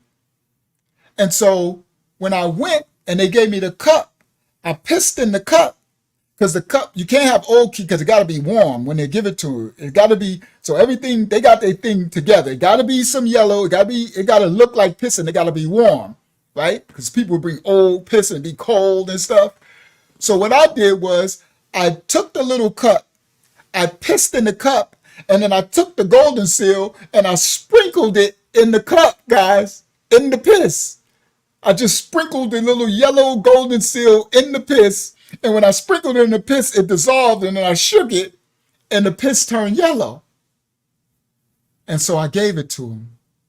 And I turned around, I gave it to him. He looked at it, it's warm. He put the top on it, put the label on it. You know, they label it with your name and stuff, and label it's your urine that gets sent out. So when I told her, she said, "You sprinkled the Golden Seal in your urine?" I said, "Yes." She said, "That's your dirty urine. That's your opiate." I said, "But why does it come out of heroin?" She said, "Well, it's an opiate. We think it's heroin, but it's not heroin." She said, "The Golden Seal is some type of herb, plant, derivative, something. But when you sprinkle the raw Golden Seal powder in your urine, when we take that urine with the Golden Seal, you didn't boil it into the tea and it dissolved into the gallon of tea. When you had it raw in your urine, when we run it through our thing, it's going to come back as an opiate." And it came back as a strong opiate that it looked like it was heroin. So and she said, "That's what it is." So she said, "Go give me a urine right now." I said, "Well, it's going to come back weed." She said, "It better come back weed." She said, "If you give me a urine right now and it comes back with marijuana and it comes back with no opiate, then I won't say anything." And I said, "Are you sure?" She said, "Come on now." So I went, I took a piss, I gave it back to her. She said, "All right, give him some time." So we were in there talking. So I said, "Are you sure?" And she said, "Listen, guys," she said, "I'm only doing this for you because when you bring your daughter here, when we take your daughter, everyone listen to this, we interview her." I said, "What?" She said, "Yes. When you think we're taking your daughter and she's going to play in a little playroom, while you're in the thing, we interview her and we ask her questions." She said, "And that little girl loves you like I have never heard a child love her dad." She said, "The love that little girl have for you, I know that you're a good dad. And I watch you bring her in here. We interview her every time. And she is the happiest, most joyous little child that I can tell this baby has never felt any pain in her life, that she don't know what pain feels like." She said, "So that's why I believe you and I'm giving you a chance." She said, "You're just lucky that you told the truth." And she said, "As long as this comes back as dirty as marijuana, then I'm just going to have you start coming back once a week. I'm going to piss you every day again. And you need to stop smoking weed." And I said, "Ma'am, if you do this for me, I will stop smoking weed. And I'm addicted to it. If you give me another chance. And she said, I don't want to send you away from your daughter's life. And they came back, and it was positive for marijuana and negative for opiates. And she said, okay. She said, we're going to rip this up. This never happened. This is between me and you. So now I'll see you back every day. She said, you starting back over at phase 1. And I said, I thank you. She said, very smart of you to tell the truth. Because if you wouldn't, I wouldn't have figured out why this opiate was there. And I said, thank you so much. She said, all right, I'll see you tomorrow. No more weed. No more weed.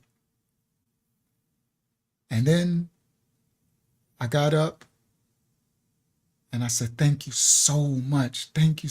Because the reality of she just gave me another chance at my life. This black woman.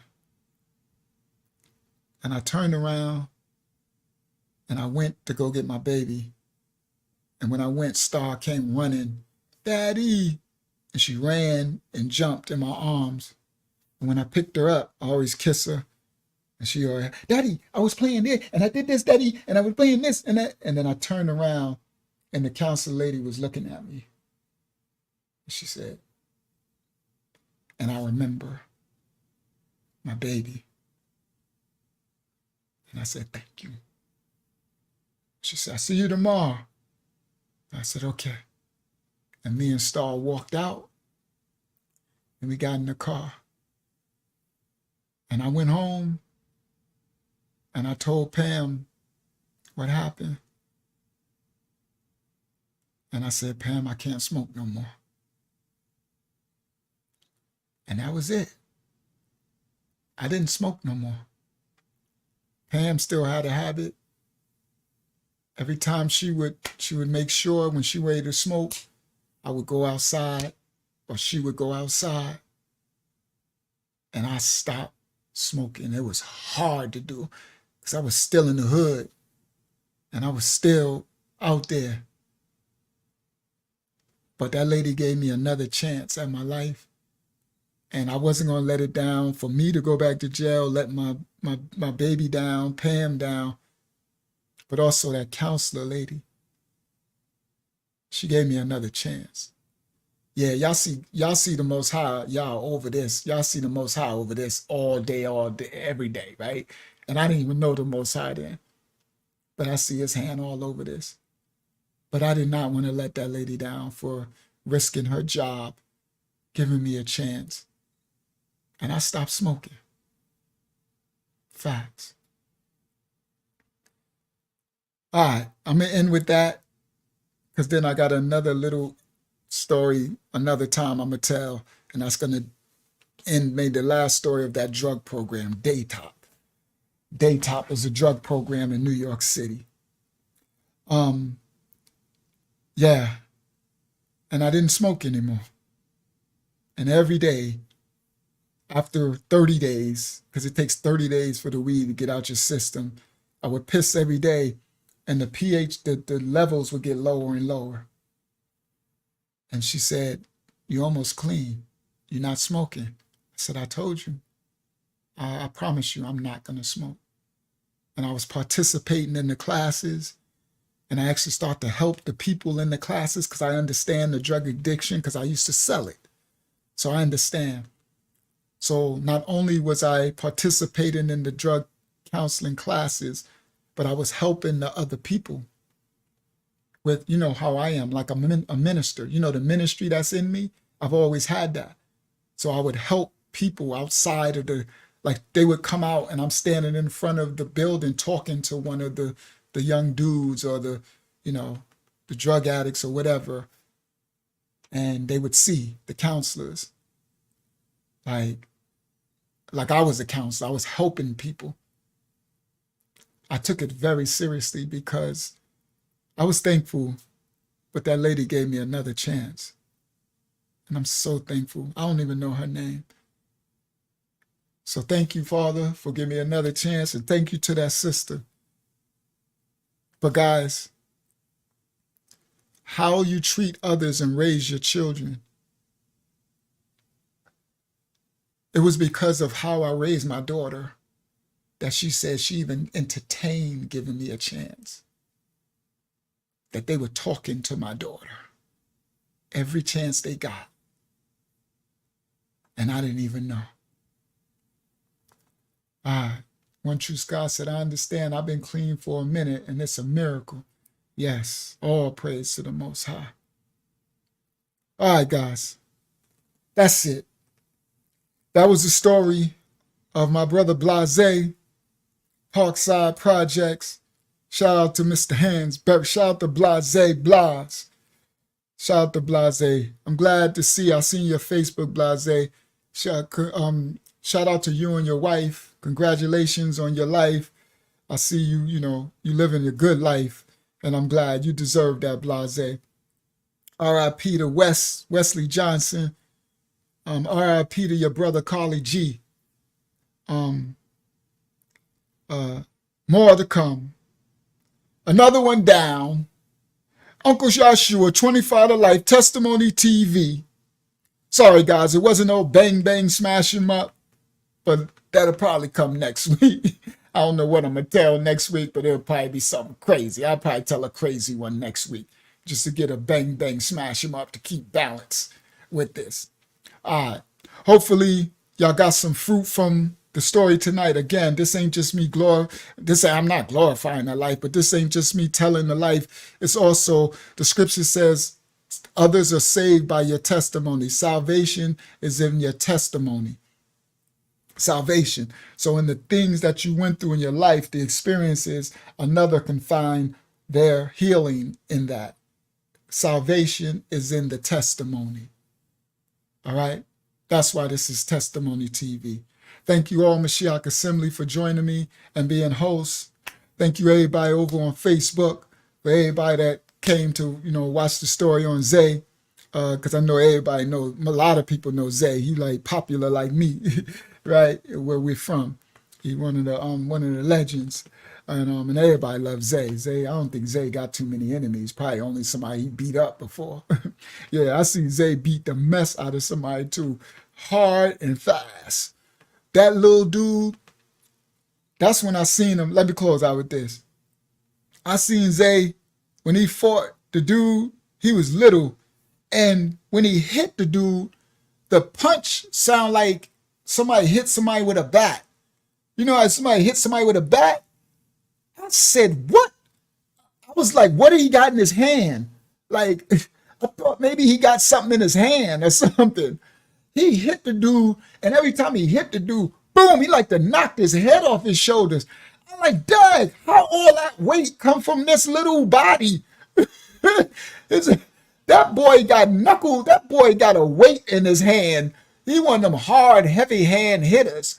I was like, listen, and fast. Come on, Larry, fast, smooth, because he's smooth, right? But he had skills. And that's when he said his brother Black taught him how to box. And it made sense because he was boxing. But guys, when he hit him, every time he hit him, it was like he hit him with a bat. Like, it was like he hit him with a pipe. And only thing I remember, they call him, they got a nickname for him too. Larry Lab wrote it on his Facebook. It's funny, I can't remember it. Light-skinned Larry, Larry Lab. He wrote something, he called Zay something. They called him something like lead hands or something like that, right? So what I remember though, when I seen Zay, I was a little older, right? I'm a little older. And when I seen Zay beat this, he beat the dude up, but it looked so effortlessly.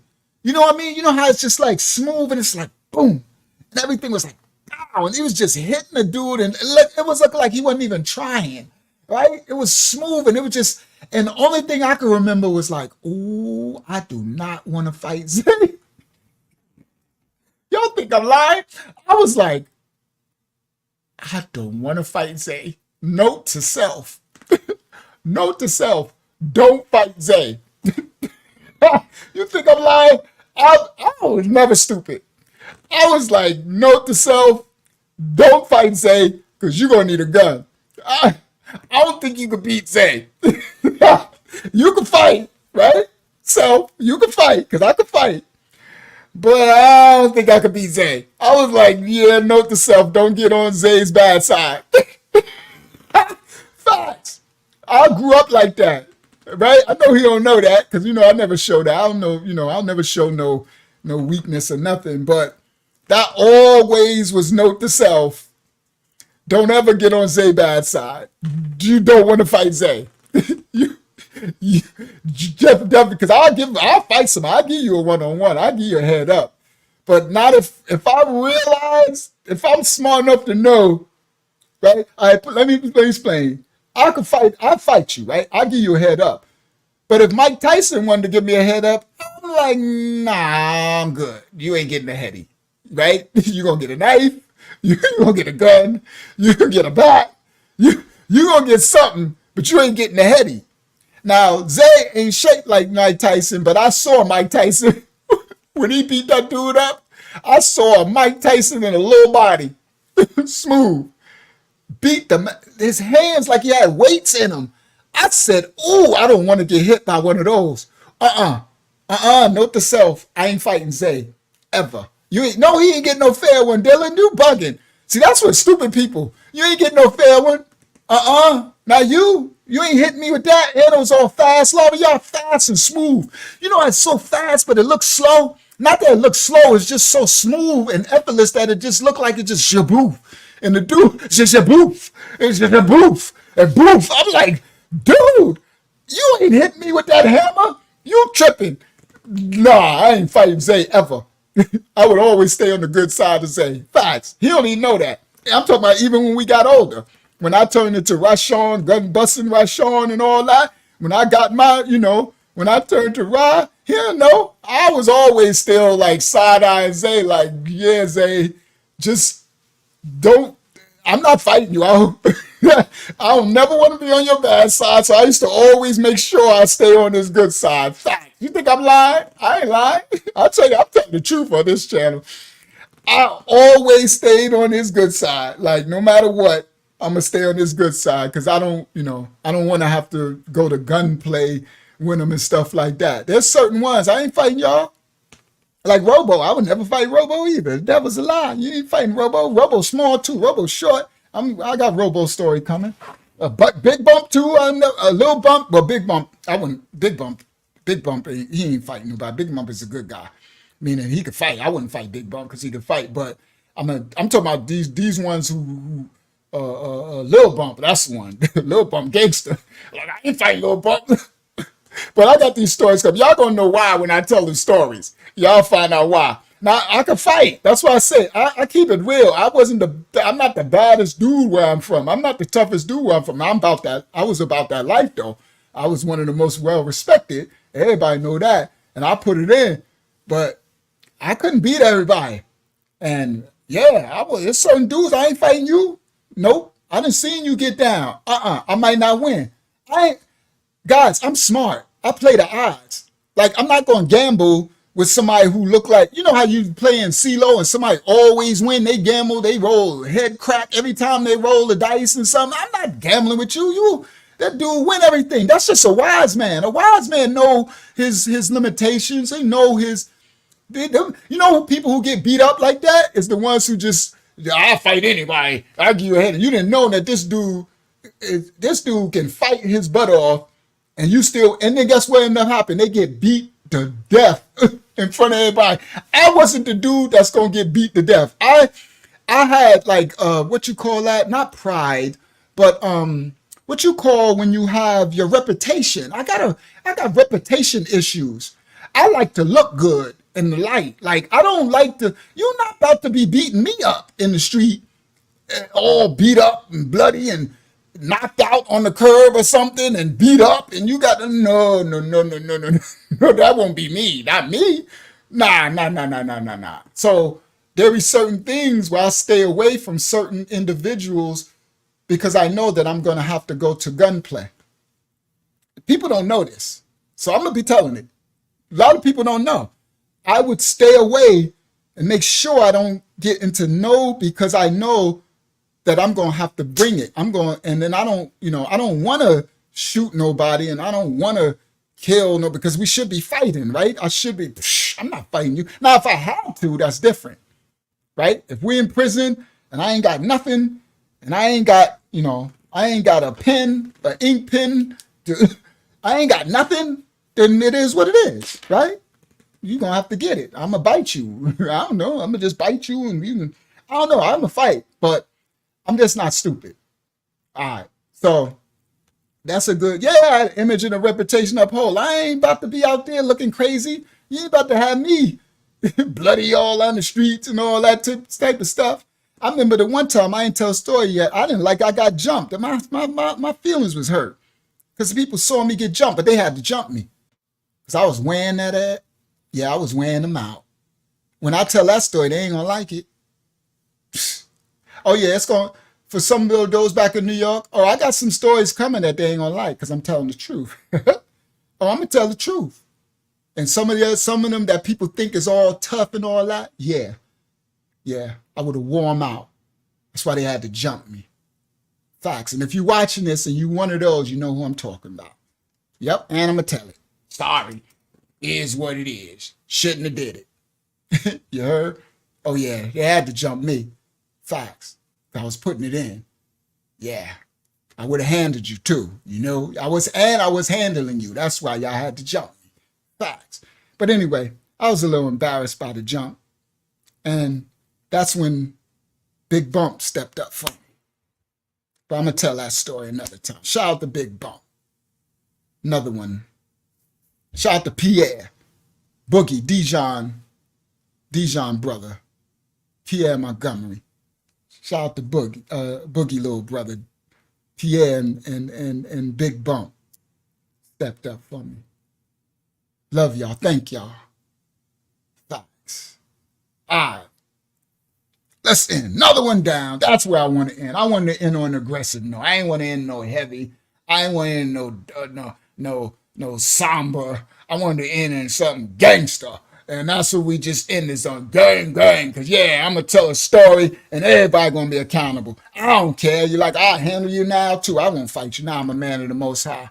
But, I ain't taking nothing from you. I'm just telling the truth. You was jealous and you couldn't handle me. Yeah, so they had to jump me. Facts. Yeah, that part. Ain't no love loss. It just is what it is. I'm telling the wins. I'm telling the losses. I'm going to tell my loss. I'm going to tell one where, matter of fact, I'll do that before I tell that so I can even the playing field. I had another loss. It wasn't too bad, but it wasn't even. That's why I said I only really lost one real fight. But I had a loss. I'm going to tell y'all that one. Yeah, I might do that next week. Yeah, I might do that next week. That might be a good one. And then, Unique, if you can give me something with a story to go with it, Nasty 4, I'll do that.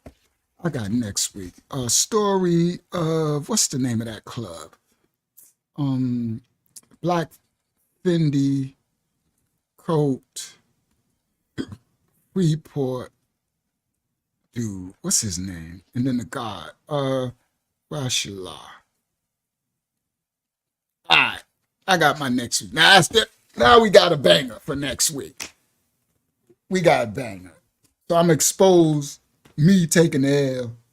So when I expose they didn't get all in their feelings. It is what it is. Telling the story of my life. Shouldn't have been there and did it. Facts. All right, we out of here. Another one down. Okay, y'all sure. 25 to Life Testimony TV. Bust it. What you say, Larry, y'all? Bust it. You know what it is. That's hilarious. Bust it, you know what it is. Bust it, you know what it is. Bust it, 25 to Life Testimony TV. Bust it, you know what it is. We got the bussin' over here on this channel, telling truth to power. I love y'all. Go for feet of light of the fire that you are in the darkness. Thank you, Michelle Kasimi, for helping me out. Thank y'all, everybody from home. Shout out to BLAZAY. Shout out to everybody in my upbringing from the crack era. All right, do no crimes. Follow the laws of the land that you in. Give Caesar what's Caesar's.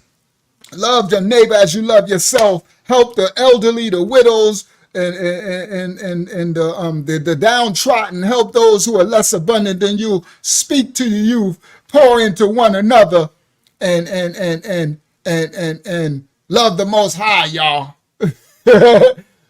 That's a great way in it. Love the Most High, y'all.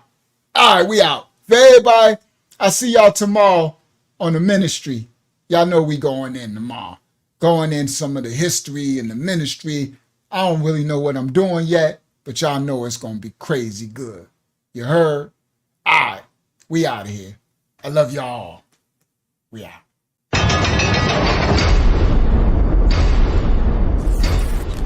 This is 25 to Life with Uncle Yahshua. You wanna know why they call me Lucky Lucha? They call me Lucha cause I like to tuck that choochie. All the time on the grind, getting that doochie. This is a little story on 25 to Life with Uncle Yahshua. Like and subscribe for more incredible stories every week. Police are on the scene of a triple homicide on Long Island. It happened overnight at a home in Hempstead. I'm from Hempstead, Parkside, the ghetto, the dog side.